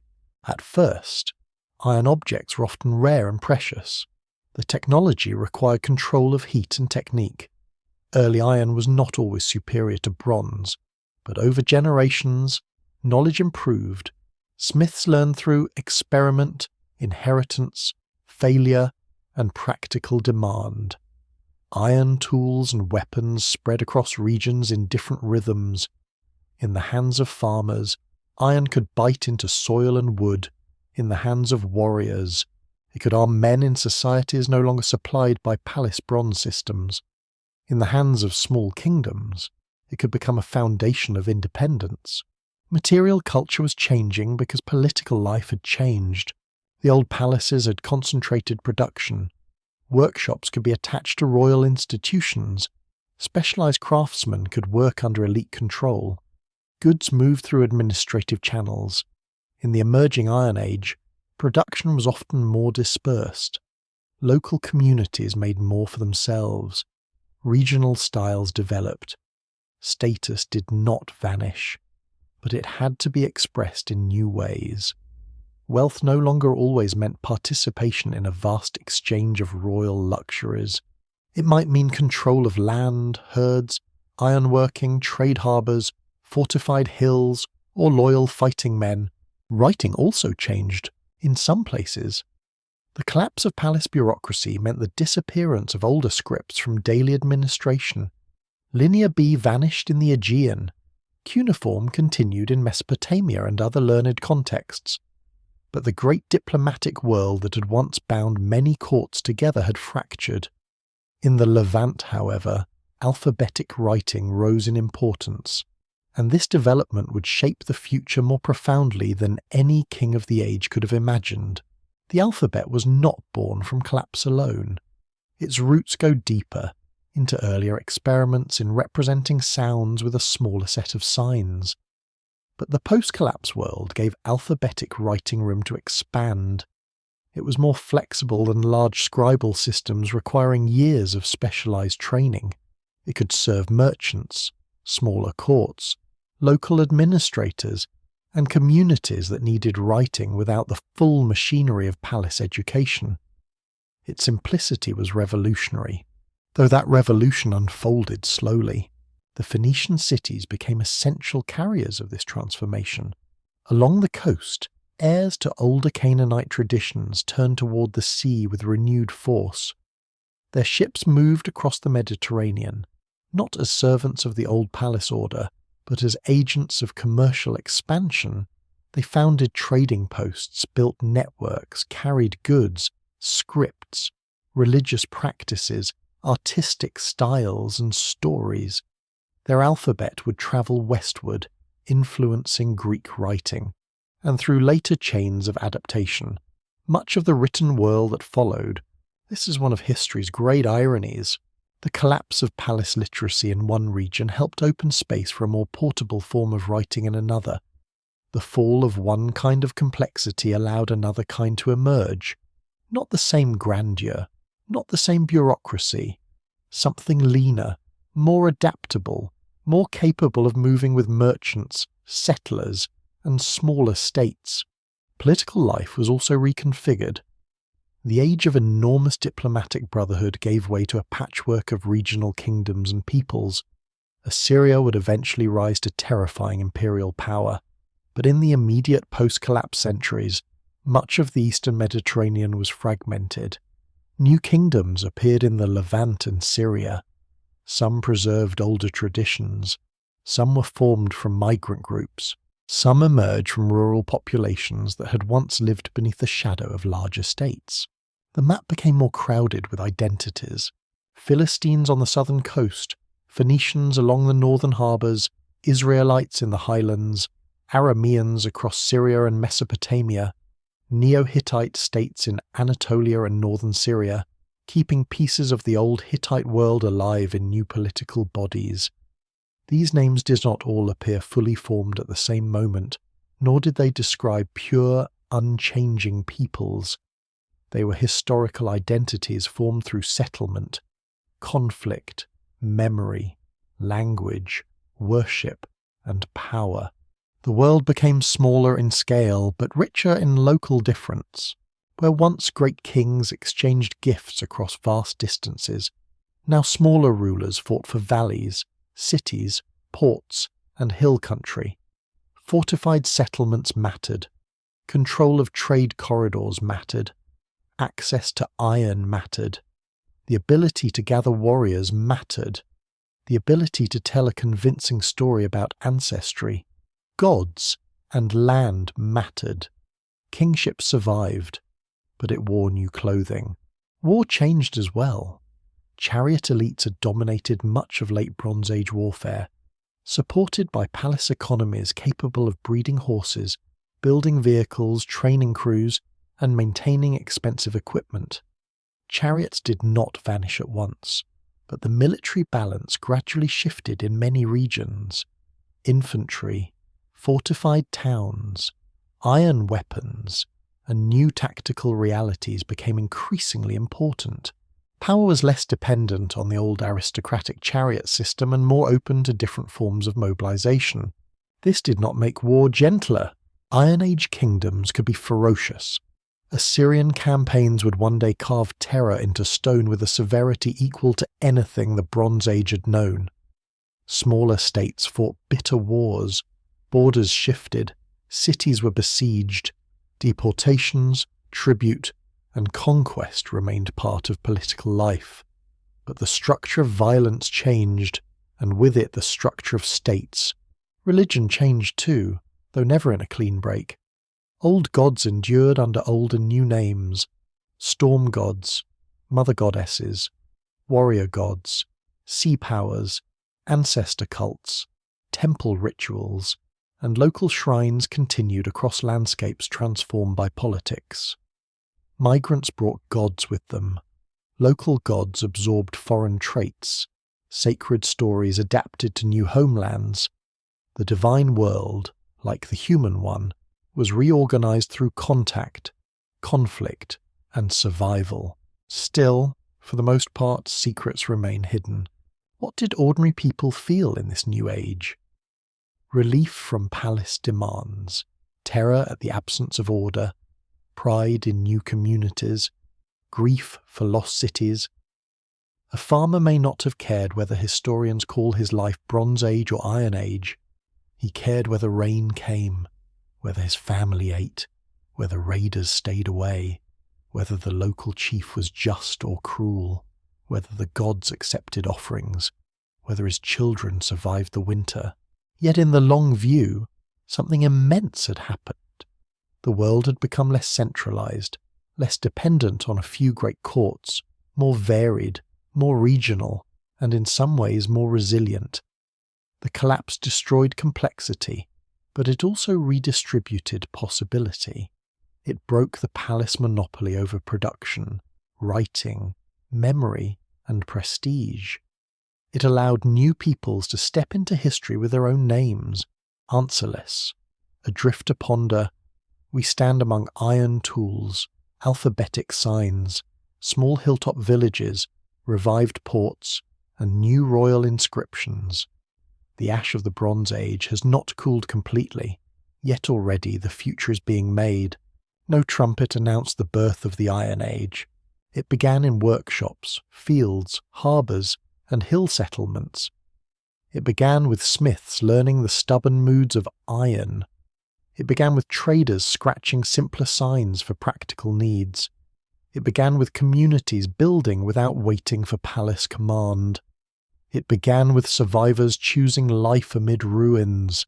The palaces had fallen, but history had not. Civilization does not end as neatly as stories wish it to end. There is no single evening when every lamp goes out across the world. No one bell tolls from Egypt to Anatolia, from the Aegean to Syria, from Cyprus to Canaan. No final king stands upon a tower and understands the whole catastrophe beneath him. Collapse is lived locally.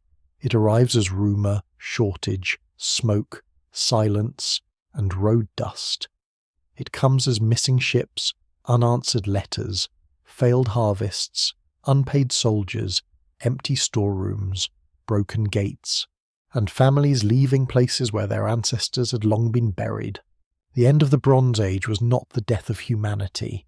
It was the death of a system, and systems, however grand, are not immortal. The late Bronze Age world had been brilliant, sophisticated, and deeply connected. It had created palaces rich in art and administration. It had sent envoys across deserts and seas. It had fed craftsmen, trained scribes, equipped chariots, built temples, and placed kings inside a shared diplomatic theatre where power could speak in gifts, marriages, oaths, and threats. It had turned copper and tin into weapons and tools, clay into memory, ritual into authority, and trade into the bloodstream of empires. Then the bloodstream faltered. The old order proved vulnerable not because its people were foolish, but because their achievements were complex. They had built a world in which far places mattered, a field in one kingdom, a mine in another, a harbour in another, a court marriage in another, a treaty sworn before distant gods. All could affect lives hundreds of miles away. This was not primitive isolation. It was interdependence. It was extraordinary. It was also dangerous.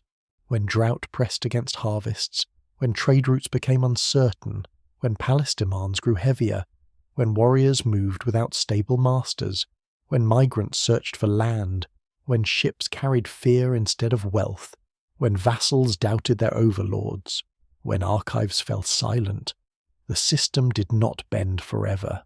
It fractured. In some places, it burned. In others, it faded. In others, it transformed beyond recognition. Still, for the most part, secrets remain hidden. Archaeology gives us ash, tablets, walls, bones, jars, tools, pollen, isotopes, metal traces, ship cargoes, ruined gates, abandoned rooms, and the slow testimony of buried landscapes. Radiocarbon dating helps order the fragments. Stratigraphic excavation reveals sequence and context. Ceramic analysis traces influence and movement. Genomic data offers glimpses of ancestry and migration. Paleoclimate records show stress written into cave stone, lake mud, and tree growth. Yet none of these speaks alone. Each is a shard, and the full vessel remains broken.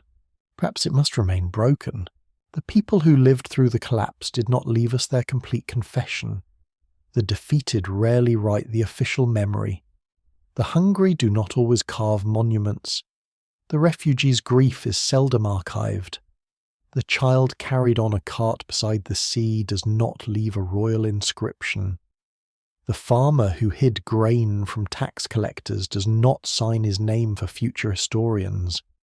The sailor who chose raiding over starvation vanishes behind the name of a people carved by enemies, and so we stand among fragments.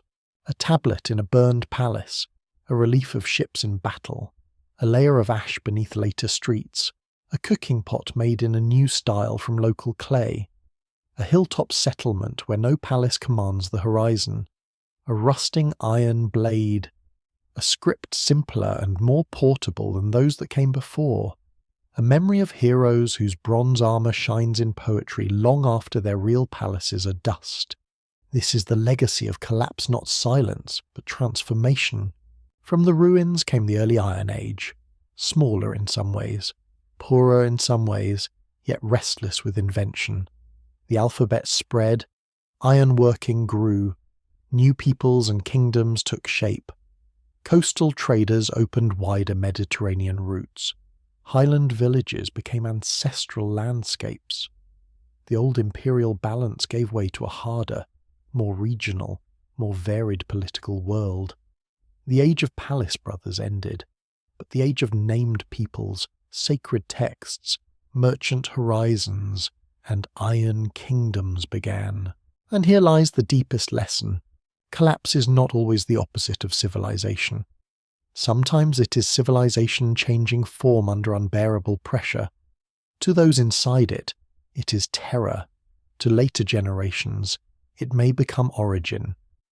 A burned city becomes an archaeological site. A refugee settlement becomes a kingdom. A lost script becomes a mystery. A local story becomes epic. A failed system becomes warning. We should not romanticize the destruction. The fall of palaces meant hunger, death, displacement, fear, and the loss of knowledge. Skilled scribal traditions vanished in some lands. Cities were emptied. Temples fell silent. Families were uprooted. The grief was real, even when the records are missing. Every phrase like transition or transformation hides human pain beneath a scholar's calm surface. Yet neither should we imagine the past as fragile glass shattered by barbarians from beyond the map. The so-called sea peoples were part of a broader human crisis. Some were violent, some were desperate, some were opportunists, some were migrants, some were all of these things across a lifetime. They remind us that in periods of systemic breakdown, people move, identities harden, violence spreads, and survival reshapes morality. The Bronze Age collapse endures in our imagination because it feels distant and familiar at once. Distant, because its kings prayed to gods whose temples are ruined, wrote in scripts few could read, fought with bronze blades, and measured power in chariots. Grain and tribute. Familiar, because it was a connected world strained by environmental stress, trade disruption, political instability, migration, and the failure of institutions to respond fast enough. The mirror is uncomfortable. No civilization likes to think of itself as temporary. Every age imagines its walls stronger than those of the past. Every system mistakes its habits for permanence. Every palace believes the roads will remain open, the ships will arrive, the fields will yield, the scribes will write, the soldiers will obey, the gods will favour, the neighbours will respect, and tomorrow will resemble yesterday. But history is the long road on which such confidence is tested. The end of the Bronze Age teaches that complexity is power, but also obligation. A connected world must care for the connections that sustain it. A centralized system must not forget the villages, fields, workers, and strangers upon whom it depends. A wealthy society must understand the fragility hidden inside abundance. A ruler must know that authority is not only command from above, but trust from below. A civilization must remember that hunger, fear, and movement can undo what armies alone cannot. Unsolicited adrift to ponder, we look at the ash and ask what remains. What remains is not only ruin, it is resilience. People planted again. They built again. They learned new metals. They spoke new identities into being. They carried old gods into new houses. They mourned, adapted, fought, traded, and remembered. The human story did not end at the burning of Ugarit, the silence of Hattusa, the fall of Mycenaean palaces, or the battles carved at Medinet Habu. It passed through them. That may be the most haunting truth of all. Civilization is not a monument.